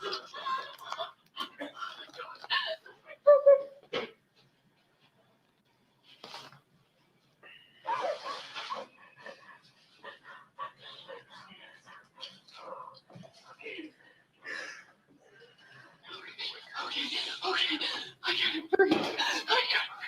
Oh my God, I gotta breathe. I just talked to him like a couple hours ago. I know.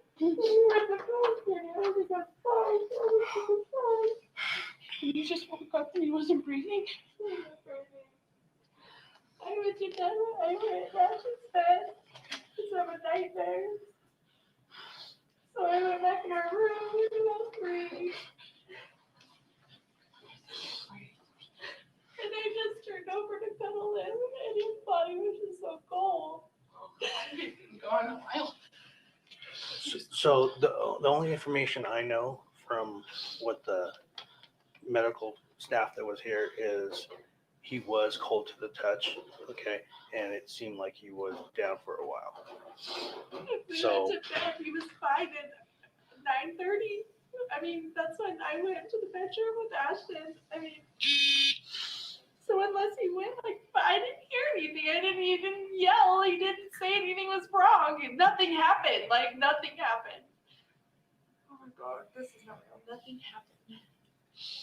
Like, I didn't hear anything. I'm right across the room. Like, if he was in pain, why didn't he yell? It sounds like he wasn't.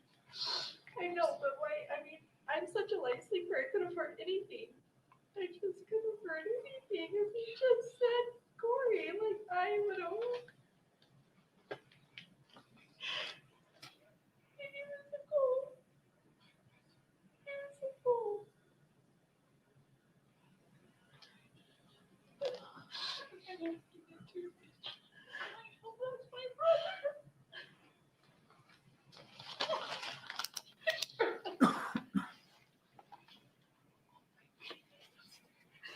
Can I go talk to him?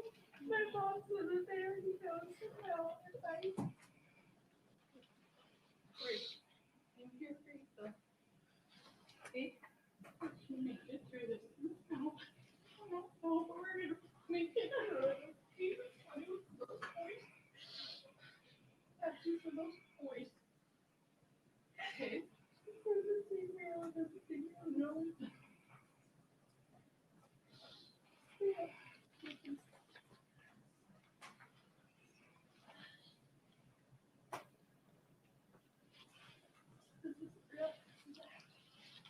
I'm probably gonna go. I can't see your dad. I can't talk to your dad. I'm sorry, I can't. I couldn't tell you. I can't. Okay, so what do we? We just have to. What do we have to do? what's that? Is there anything that we need to do? So we're just going to document some. So there's some protocols we have to document. Like I explained to them, next thing is our detective and our medical examiner is going to respond to the location. Okay. They're going to do their investigation and document everything. Okay. And then most likely, because of his age, his health and everything else, We have to do autopsy. most likely. But that's their I think I get sent out. that's their field, not ours. So for us, our thing is now we have to just secure the scene until they get here, and then once it's released, it's up to them. And then most likely, you guys will be able to, I told the guy that. Yeah, I said, you could go to bed, but then to the funeral home in Morgan. Okay. And that's something you could talk to our medical examiner about.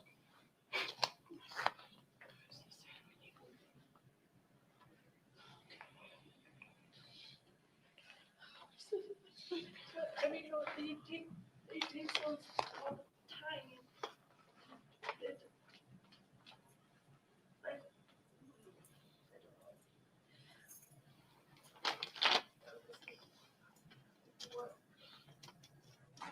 Seriously, we were just laughing and drinking it. I don't talk about tomorrow. We were celebrating. We were just celebrating you guys all for tomorrow. For what?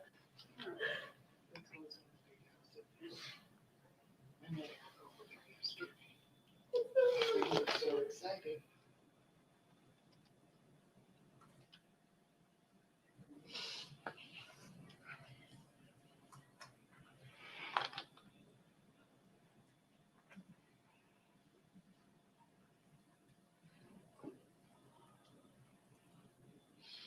Or you have nothing that you can get.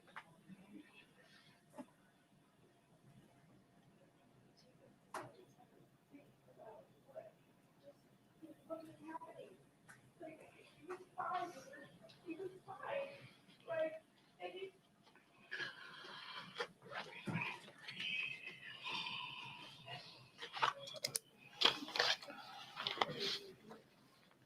After me, we were 9:30, 9:45.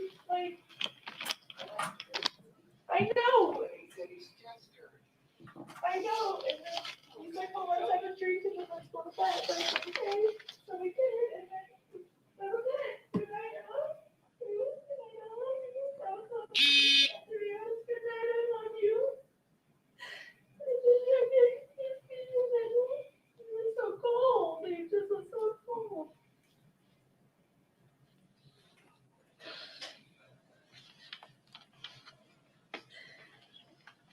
I said, Aaron.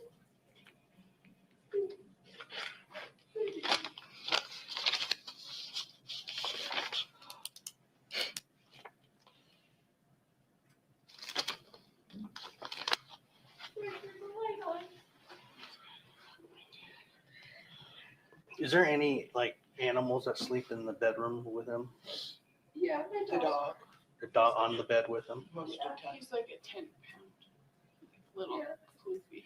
Okay. Was he With Eric every day. was he on the bed when you came in? Was he on the bed? No, he wasn't in there when I came in. Okay.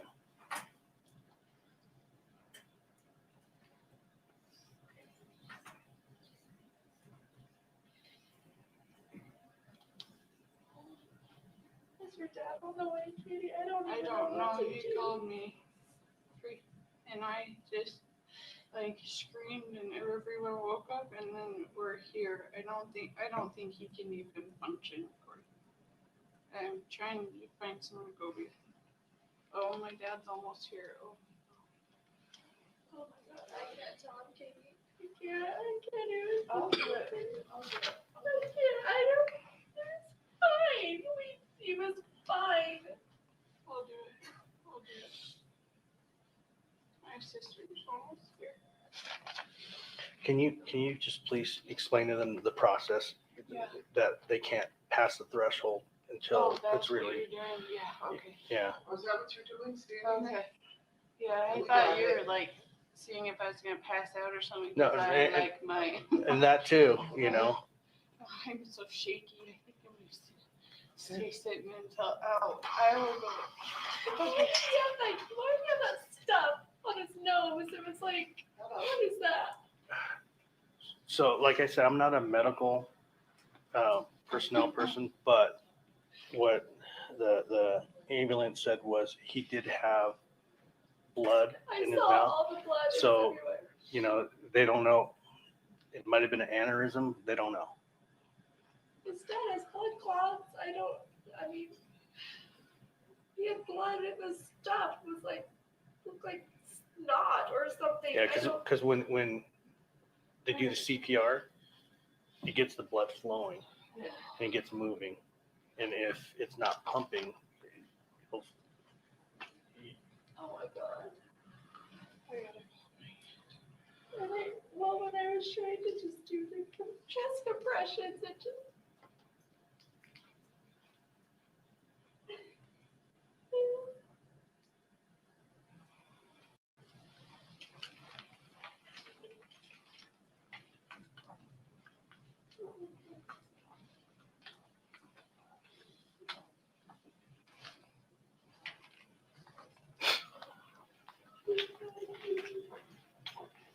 so Kouri, does he have any other medications except for that? He has high cholesterol.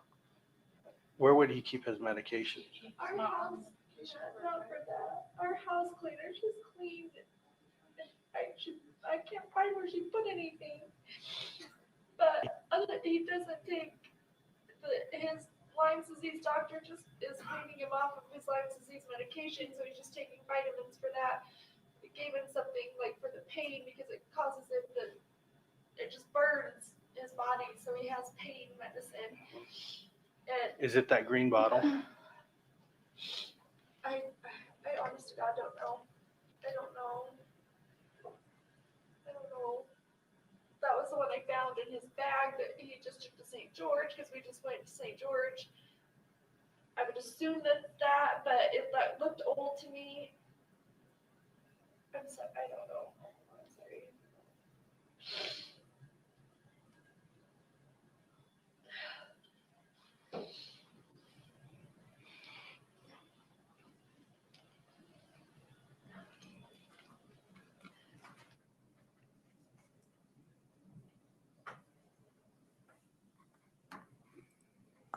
All right, so Deputy Wynn, I want to show you a couple other exhibits. They'll pop up on your screen there and we'll kind of move through them. So first we'll do exhibit 1-4S1. And let's do 1-4S2. I'll ask you all the same questions about these. 1-4S3. 1-4S4. And 1-4S5. Welcome to all our new followers from our recognize all sister of the channel photographs? at Truth Talks I do. Live. You're watching at Southern Sin, your home Are for those true still crime. shots or screen Hop grabs over and from hit the that body camera you subscribe just button. watched? Yes, it is. I'll move to admit those 5. Objection, Judge. 1-4S1 through 5 are admitted. Are we publishing to the jury? If we could, please.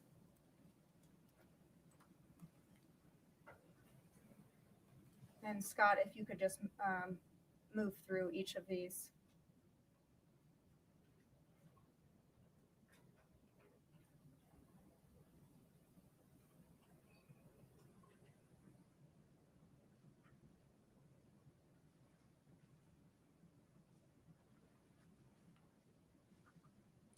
Now, if we could bring up Exhibit 2-41 for the witness. Do you recognize what kind of document this is?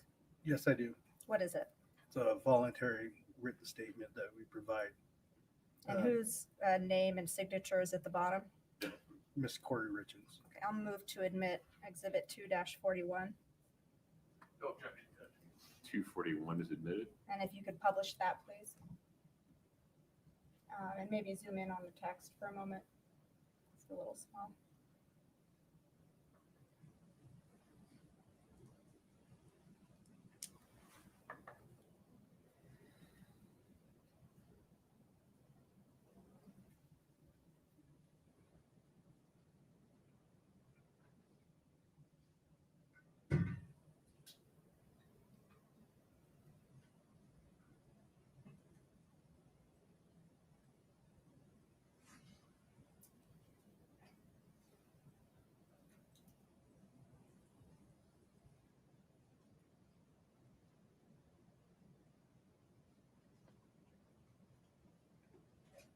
Scott, you can take it down.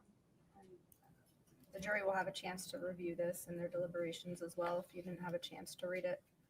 So Deputy Wynn, other than what we saw on that body camera footage, what were your other responsibilities that night at the home? Also a crime scene log, and I'm sorry, Your Honor, could you ask him to maybe keep the. Just move the mic up. Yeah. Move it closer to your face. Like you can hold the mic towards you if you like. so a crime scene log and also a death checklist. As part of that death checklist, are you looking for anything that might have explained Eric Richins' death? Yes, there's certain questions that we ask and we just fill in the answers. So you mentioned on the video that you were securing the scene. Was that something else that you were doing? Yes, I was. So we also saw in the video that Kouri Richins volunteered THC gummies to you. Did Yes. you see any THC gummies in the home? No, I did not. What would you have done if you had seen them? I would document where they were at and advise the detectives and CSI upon their arrival of where it was at. As you're looking for things that might have explained Eric Richins' death, did you see any illicit drugs in the home? I did not. And what would you have done if you had? Again, document where they were at and relay that to investigations. And same question for drug paraphernalia. Did you see any drug paraphernalia in the home? I did not. And what would you done if you had? Document where it was and relay it to investigations. Give me just a moment.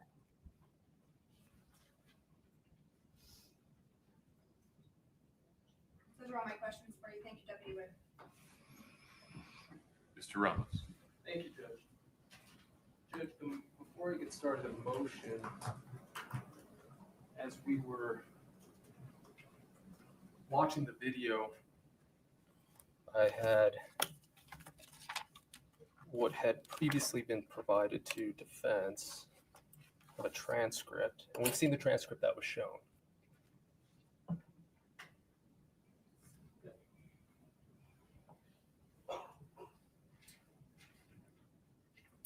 Mr. Ramos, is this the same or different than 1-4T? So, and I'll explain. Or is it a partial? So it appears to be sections, kind of clips. So as this was being presented, that's what I was going off of.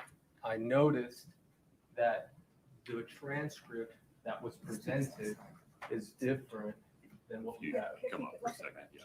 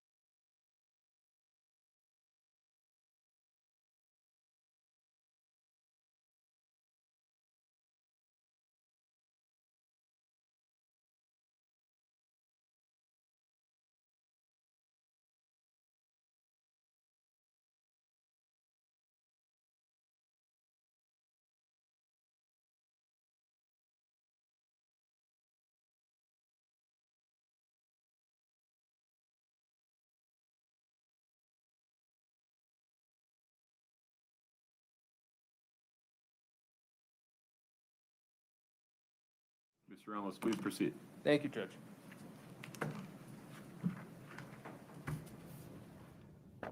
Mr. Nguyen, good afternoon. I don't even know what time it is. Good afternoon. Let's start off where we just left off. Ms. Shervanack was asking you questions about what it is that you did or what you would have done had you found certain things. Fair? Yes. Okay. Now, when you arrived, what we just saw, the videos we saw, that's from your body cam. Yes. You indicated that it is always off unless you turn it on, I think is what you meant. I think you said it's always on until you turn it on, but what you meant was it's always off until you turn it on. Is that correct? Yes. Okay. Now, in this case, we saw clips of it. Would you agree that's correct? That is correct. That is not from the beginning to the end, correct? Correct. Now, you didn't participate in which clips were shown, correct? I was not. Okay. Now, at one point, you do turn off your body cam. Do you recall? I don't recall. You don't recall doing that? I don't recall. Okay. If you had turned it off, when would you have turned it off? When the call was over. Okay. So if you were still inside the house doing the investigation, the camera would remain on. Yes. Okay. And if you had turned it on or off, you would have indicated that in your report, correct? Yes. For any other reason other than the call was over. Excuse me. Yes. Okay. Now, you indicated that you arrived around 3:40. Is that correct? Correct. Now, you left, I believe it's Officer Deputy Pimentel. You let him get out, check out. Is that correct?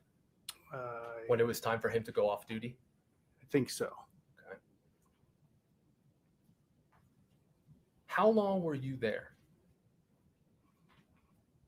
I don't recall. 2 hours? I don't recall. Were you there when the Mr. Richins' body was removed? I was not. You were not. So it was before then. Yes. Okay. Was it before or after Mr. Gene Richins arrived? It was after. Okay.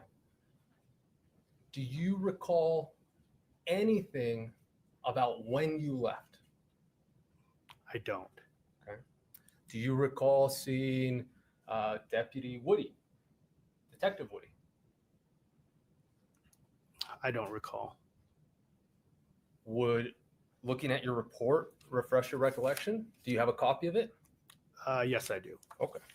Could you go ahead and pull that up, and I'm going to see what you have.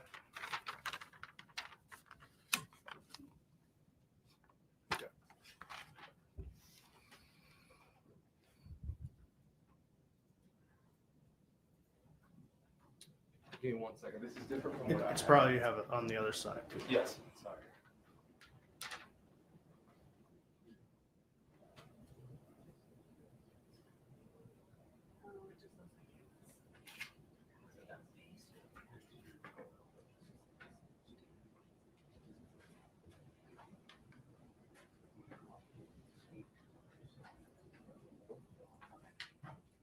Give me 1 second. I just want to make sure there's different formats. So I just want to make sure I have the same one you do. Fair? Fair.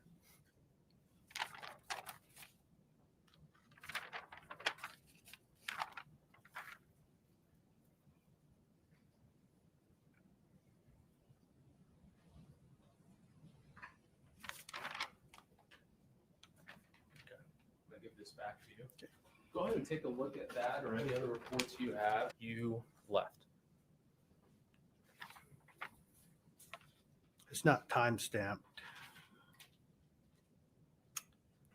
So probably at the last paragraph where it says, upon their arrival, went to the sheriff's office to book in the photos from the incident and uploaded. To the paragraph before that, does that give you a better idea of who was present when you were still there? Yes. While waiting for. You don't have to read it. You Oh. could just, if that's refreshing. So after Sergeant DiBotello left, upon Deputy Orgel, then I left. Okay. So then at some point after you let DiBotello go off watch, you then waited for those three individuals, correct? Yes. Orgel? Orgel, yes. Orgel, apologies. Sessions? Yes. And Woody? Yes. So they arrived and then you left, correct? Yes. Did you speak with Woody? I think, no, I don't recall. I don't recall. Okay. I don't recall. Would you have put it in your notes? Yes. Okay. And it's not in your notes? No.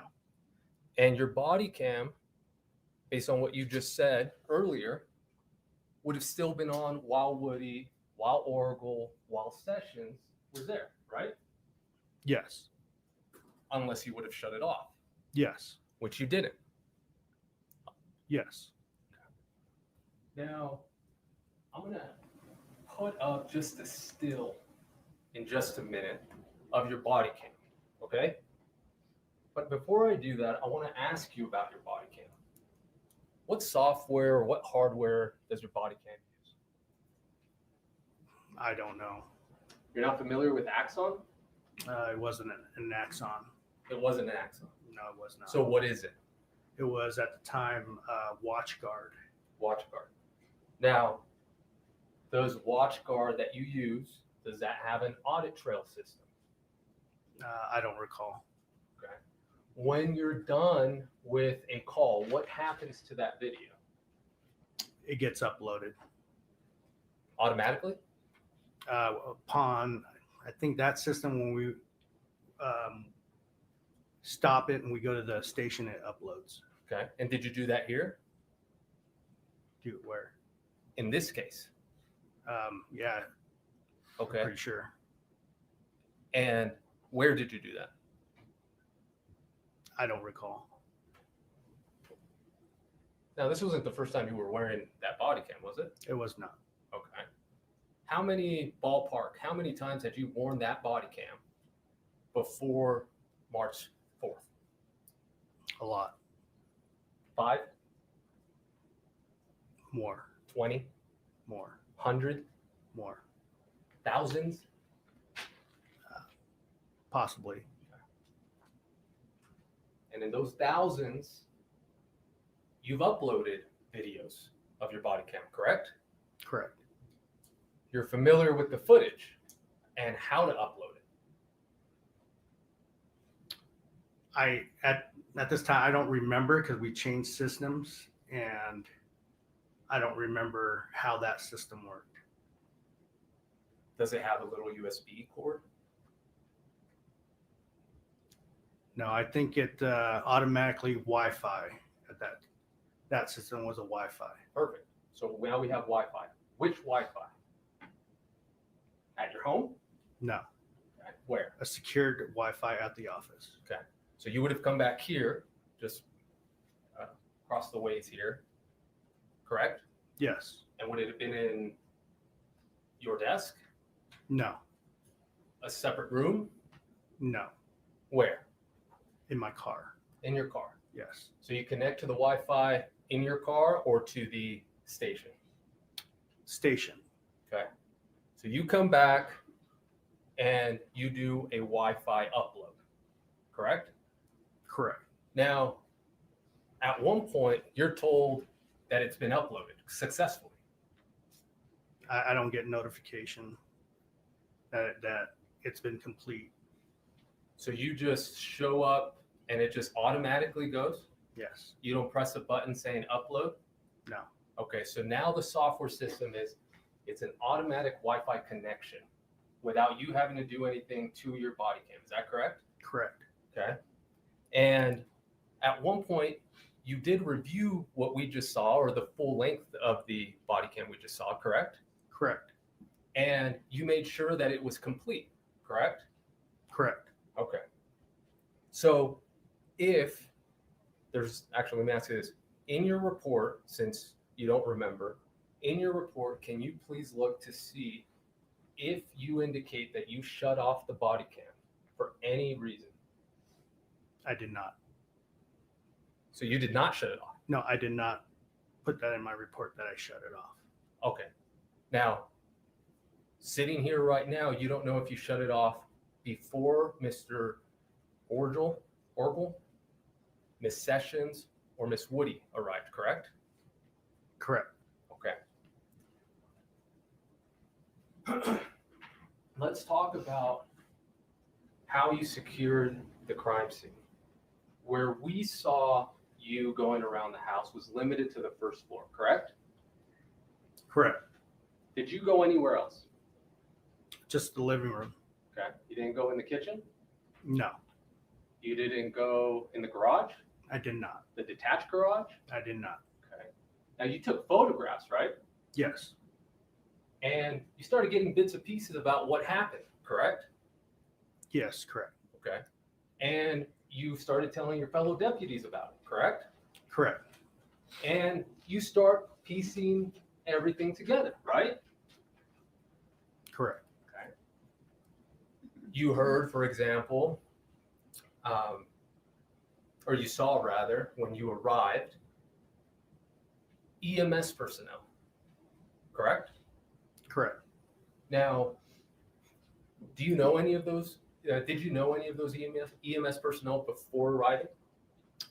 Before arriving, I didn't know who was responding. But individually, have you worked with them before? Only one. Which one was that? Sergeant Cernich. Cernich. He's the one in the red, right? Correct.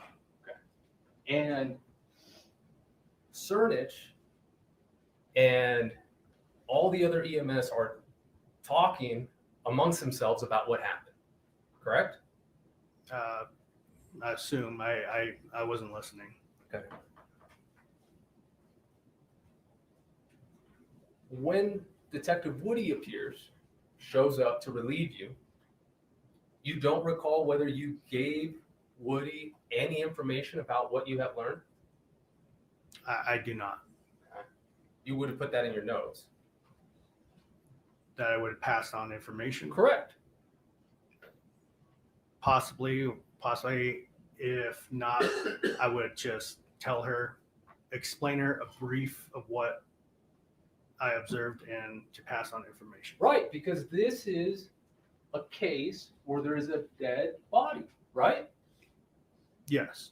And a detective is coming, right?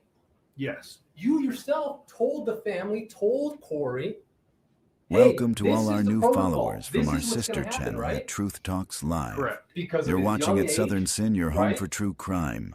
Hop over and hit Correct. that subscribe Because button. he didn't have any mental health problems. Correct. Because he wasn't suicidal. Correct. All of these questions that you were asking Kouri were important, correct? Correct. And you were using it not only to fill out a form, right? It was to gather information. On the form. But for yourself. On the form, so that we're required to ask. Okay, so you weren't trying to get any information to pass it on to any other detective coming in to see what happened to Mr. Richins? Yeah. Yes. I was getting additional information. Of course, because Yes. this is important, Yes. right? Just like as counsel had indicated earlier, precision in this profession matters, and it matters even more in your profession, correct? Correct. So, you're there, you're gathering information for whatever's to come, correct? Correct. Because you don't know what's going to happen to this case that you were dispatched to, correct? Correct. You don't know if somebody's going to be charged, correct? Correct. You are a fact gatherer, correct? Correct. More importantly, you're a truth seeker, correct? Correct. Because you don't care or shouldn't care what this piece of evidence here means, correct? But I do care if it's evidence. But that's important. My point is this, is you are going to approach every single piece of evidence equally. Correct. Okay. And in order to do that, you need to know what it is that you're looking for, correct? Not necessarily. Okay, let's take this example. You knew that they had taken a celebratory shot, correct? A drink? A drink. Yes. Okay. So, you know he's young, Mr. Richins, correct? Correct. You know that the protocol is to have a deputy and a medical examiner come in, correct? Correct. Because it's unusual that he died, correct? Correct. Okay. So maybe something is in this drink, correct? Possibly, but Possibly. Possibly. Did you possibly go to the kitchen? I did not. You did not. Did you possibly look in the sink? I did not. You did not. Did you possibly tell another deputy he was there, go to the kitchen? I did not. Did you possibly tell somebody else, go look in the sink? I did not. You did not. That possibly is important, right? Yes. Yes. When somebody loses their life, it's important. Right? Yes.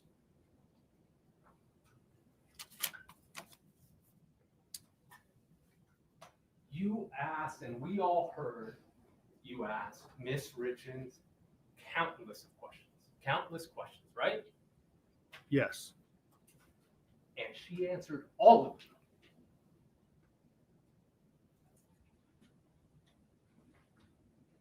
Yes. Yes. You asked her questions that were on your sheet, right? Yes. And then you asked her questions as things came up, right? I did. Yes. Yes.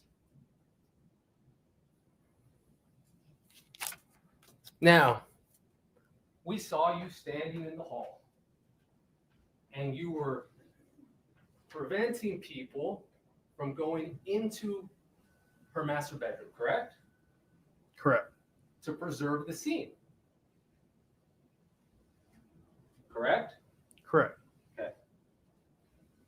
Now, the reason you're doing that is because of all of these possiblies, correct? Correct. So, one of those possibilities was that hydrocodone bottle, correct? Correct. Now, you took a picture of it. I don't recall taking a picture of it. Do you recall somebody taking a picture of it? Yes. Do you recall somebody opening it? I don't recall. Do you recall somebody taking a picture of the inside of it? I don't recall. Do you recall getting that hydrocodone bottle and putting it in an evidence bag? I did not do that. You did not. Did anybody do that? I don't recall.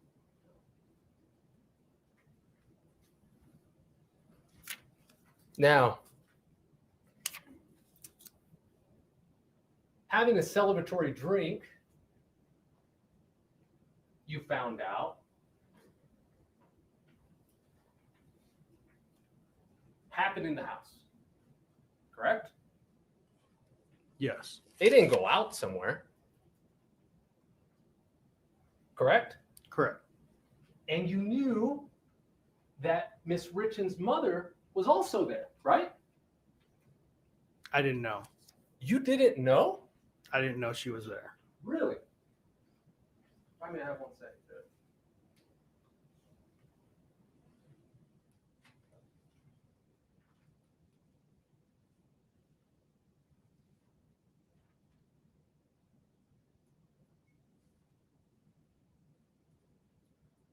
I think we all knew that she was there because we just heard Miss Darden say, "Yeah, you look pale." So you didn't know that Kouri's mom was there the night before? I did not know she was in the house the night before. Fair. Now,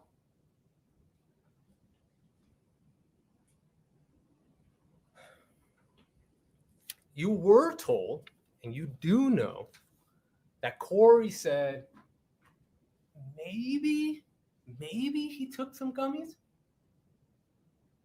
You remember that, right? Yes. And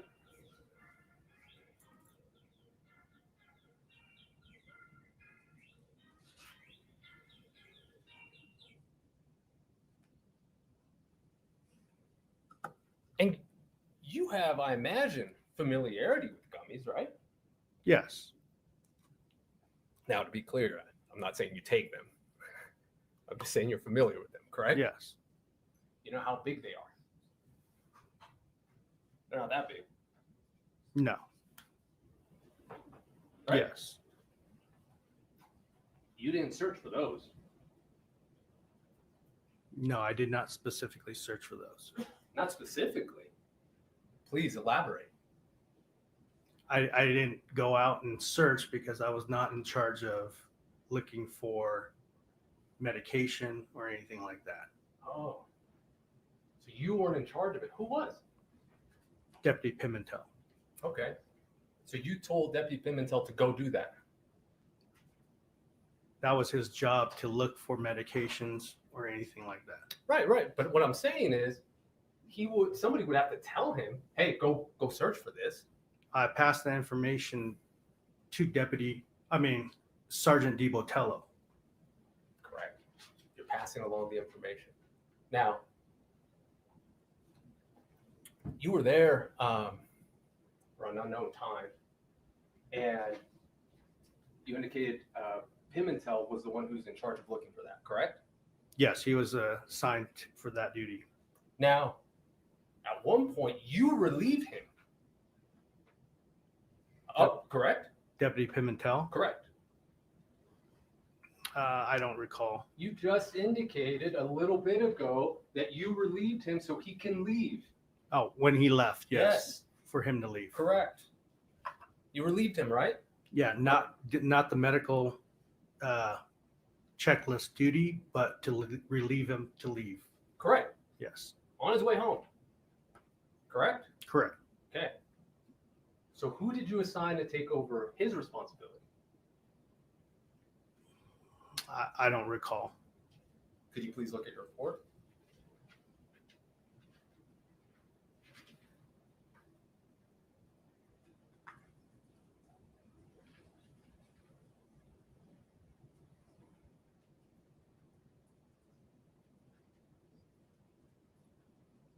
I don't indicate that. I did not indicate that in my report. So how would we know if that was even done? Because Deputy Pimentel will possibly write his supplemental report that cover what he did. Okay, so we'll ask when he's called by the state. We'll ask him. Now, here's a thought. You don't search for gummies, and you would agree this whole environment's a traumatic environment. Yes, it is. Right? Yes, it is. For everybody. Correct? Correct. Yourself included. Correct. I mean, there's such a thing as secondary trauma, correct? Correct. So let's give everybody some grace. Now, you found out about the gummies from who? Found out what gummies. Who told you that he might have taken gummies? Oh, from Miss Kouri Richins. Correct. So who would know where the gummies are? Miss Kouri Richins. And did you ask her? I did not specifically ask her about the gummies. Not specifically about the gummies. Please elaborate. I asked her about his medical prescriptions. Nope. We're talking about the gummies. Did you ask her, Miss Richins, about the gummies that she told you about, that she volunteered? Did you ask her where they were? I did not. You did not. Did you tell Pimentel to ask her? I did not. You did not. So it's not like they were hidden somewhere. You knew where they could have been. Correct? I did not know where they... You could have asked a question. You couldn't have asked where they were. I could have. And you did it, right? Correct. Now, you have been an officer since 2012. Correct? In Utah, yes, correct. What about before? 2003. 2003. In that time, you've learned quite a bit of things. Correct? Correct. How to investigate. Correct? Correct. How to document. Correct? Correct. How to interview. Correct? Correct.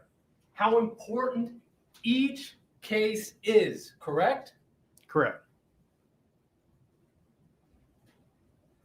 Because everybody counts or nobody counts. Correct? Correct.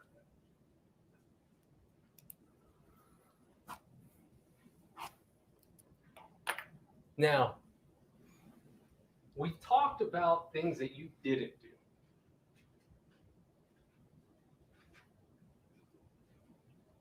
Let's talk about one thing you did do. Miss Richins told you how she got into bed and felt Eric's cold body, right? Yes. And she starts trying to say, well, I mean, we keep the temperature up, right? Or down, correct? Yes. And what do you do with that piece of information? What do you notice? That the temperature was set at 70 degrees. Cold body, and you check thermostat, correct? Correct. And you even make a note that you thought it was a little warm, correct? I put down the temperature, correct. What was the temperature? 70. And what did it actually read at? 71. That's attention to detail, right? Correct. Because she told you something about a temperature and you wanted to verify it, correct? Correct. But it's only what you want to verify, correct? No. It's not. We'll leave it. Let's talk about times. Everybody's looking at that clock right now, and I'll try to shut up real quick. But I might need to come back tomorrow and judge. You gathered information about time, correct? Correct. You even get down to the minute at some points, correct? Correct. When you're filling out the form, for example, let's go back to that. You remember there was a group of EMS people, including Mr. Cernich, correct? Correct. And you're writing down, what time did you guys get here? Correct? I did not ask that question. Did you overhear it? I did not. Really? Okay, we'll leave it alone. You need to document when things happen and where they happen, correct? Correct. Because you know that the information that's going to go into your report is going to be seen by other officers, correct? Correct. By possibly prosecutors, correct? Correct. By possibly judges, correct? Correct. By possibly jurors, correct? Correct. So, in your report, go ahead and review it and tell me if you identify times there.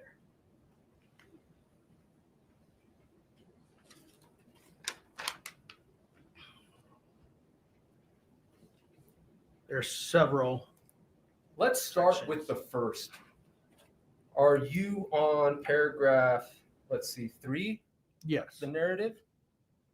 Okay. And what is that time related to? The time they had a drink. Which was what? 9 o'clock. Now, is that exactly 9 o'clock? On my report? No. Did it actually happen at 9 o'clock? No, Miss Richins advised me that they had a drink at 9 o'clock. Okay. And did you, I don't know, confirm with her how she knew that? No, I took her word for it. Correct. Now, you arrived at 3:40. Okay. What time were you dispatched? I don't recall. Were you dispatched?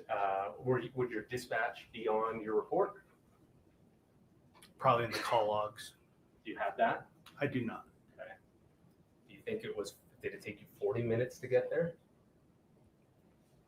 I don't recall. I'll leave it alone. So she says about 9 o'clock. You get there at 3:40, approximately, right? Yes. Now, during this time, you had some conversations with EMS. I believe it was Offred that we saw in the video. Is that correct? Upon arrival? No. During your investigation, during the video we just saw at the end, she indicated, it's the lady who indicated, oh, we think it's an aneurysm. Okay. Yes. Yeah. And she had said he had been cold for a while, right? Correct. Okay. Now, the reason times are important, right, is because you need to try to figure out, hey, when did he die, right? Yes. Okay. So when you say around 9, when you put around 9 in your report, or Ms. Richins says around 9, that's not exact. Correct? It's going off her statement. A generalization. Correct? Yes. Okay. Now, let's go to the next one. When's the next time you see a time arrival there? The time they went to bed. And when was that? 9:30. So you say go to bed. Now, is that really when she closed her eyes and she was asleep? The time she went to bed. I'm sorry. Correct. Just went to bed, right? Like to their bedroom to start going to sleep. Correct? Correct. Okay. Judge, I think I'm pushing it. May we rest here and pick it up tomorrow? No, we're not. Is that okay? Your Honor, I guess the fundamental question is, how much longer?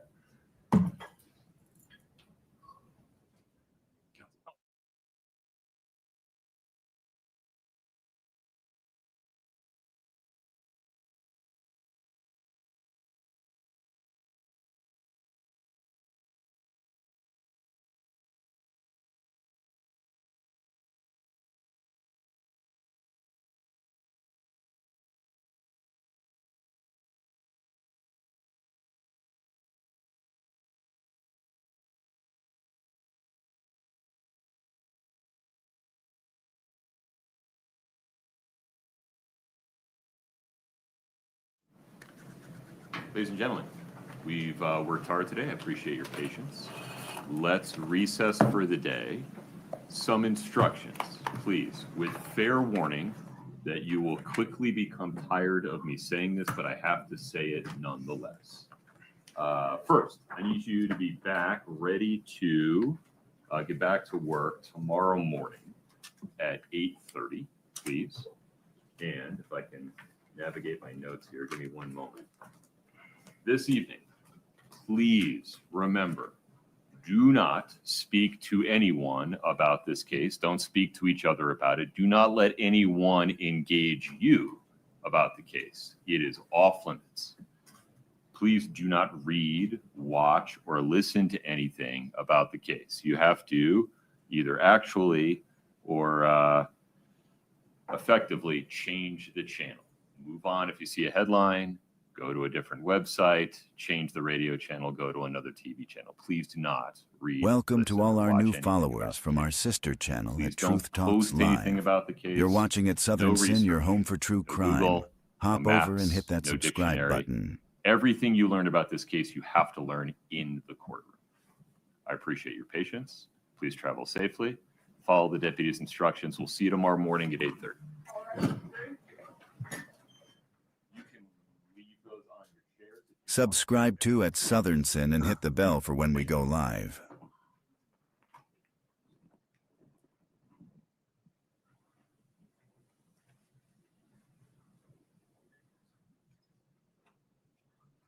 You're watching at Southern Sin, your new home for true crime. Smash that like button now. We'll be right back. All right, folks, have a seat. Deputy, I need you to be back tomorrow morning at 8:30. Yeah. Make that happen? Yes. Tonight, don't talk to anybody about your testimony. Okay? Can you agree to do that? I agree. Okay.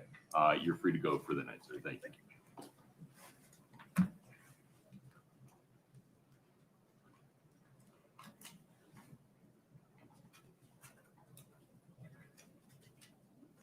One moment, Council.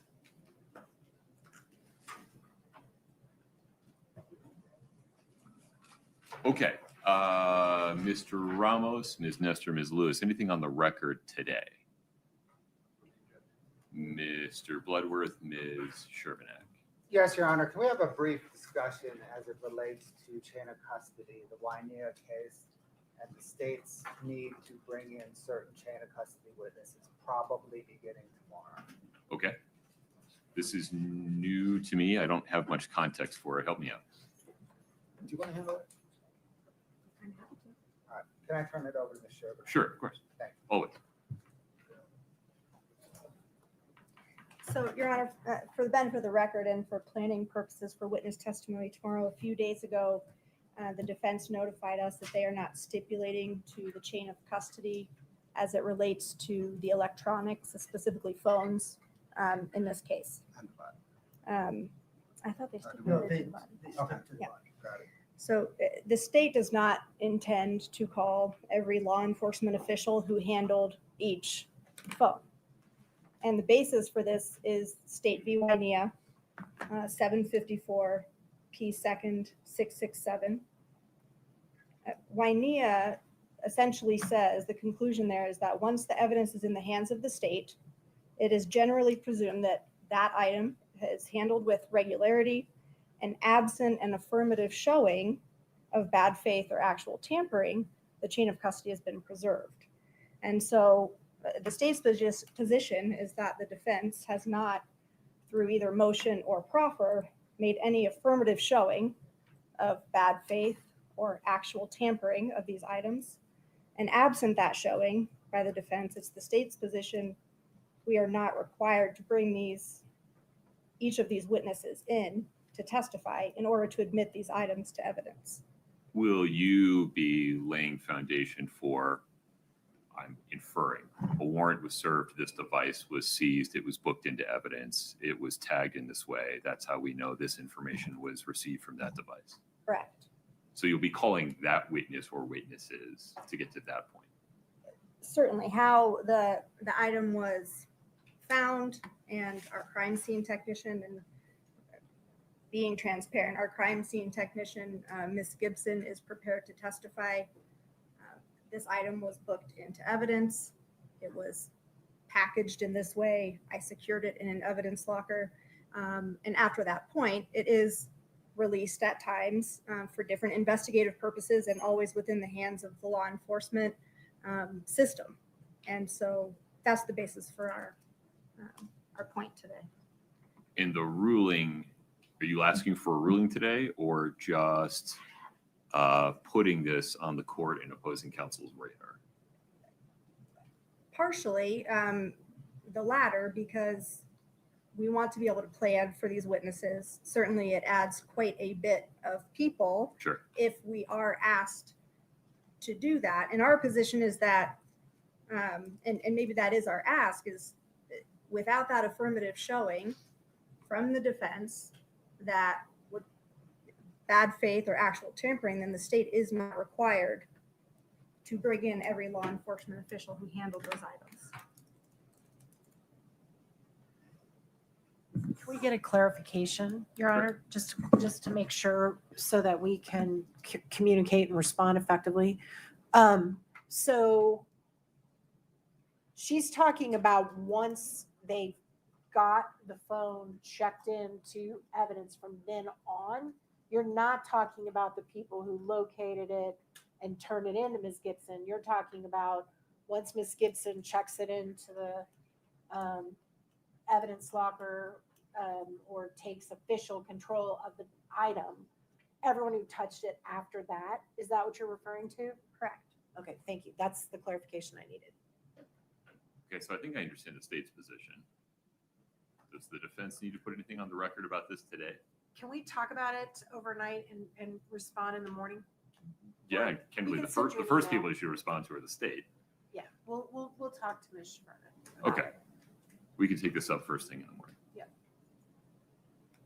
Give me a preview of who you're calling tomorrow. We need to finish with Yeah, so we have Deputy Wynn. We intend to call the paramedic on scene.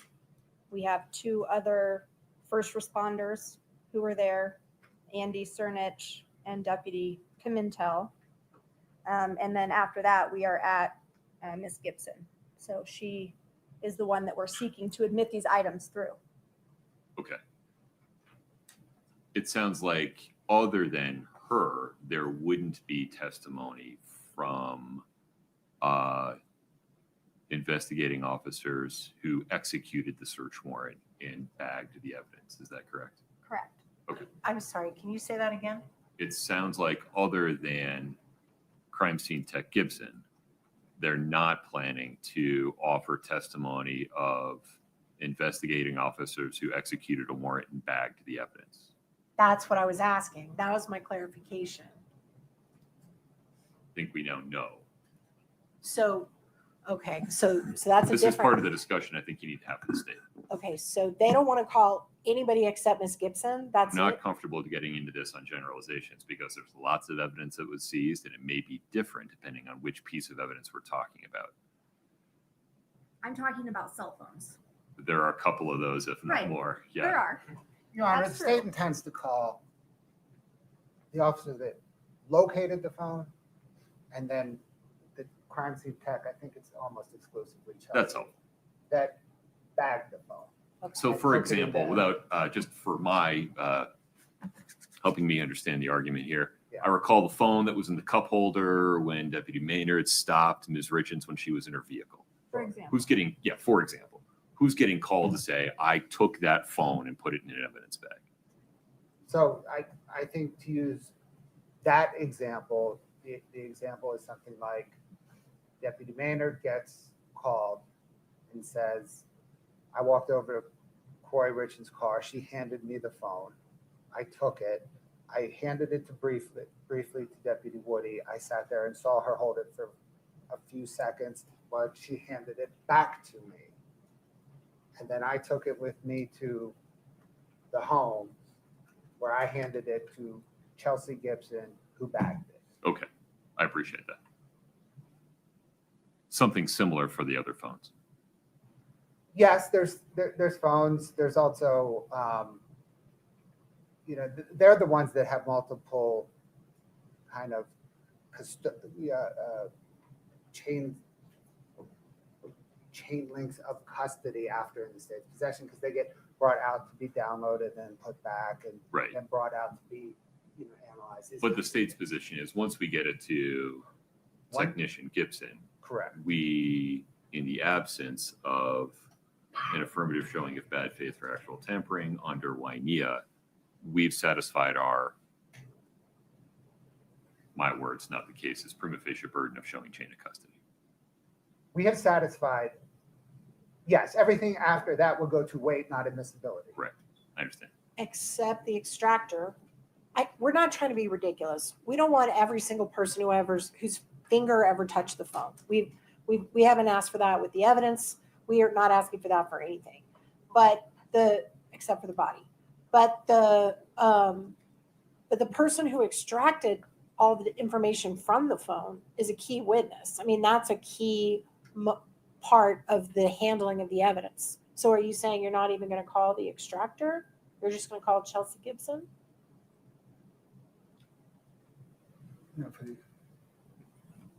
Counsel, rather than doing this in real time, We will. in front of a room, have a discussion with each We other. will. Let me know if there's something specific you want me to get into. We Yes, can sir. readdress this tomorrow morning. Okay.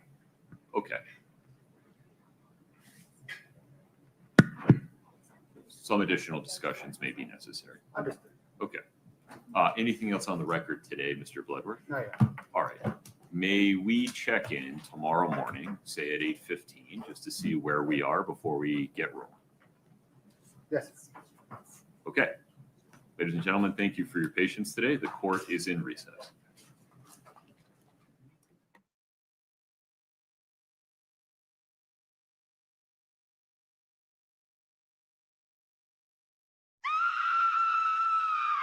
True crime just got darker. Catch the full episode on the link above. Subscribe to At Southern Sin today and hit the notification bell for more live original episodes Wednesdays at 8 p.m.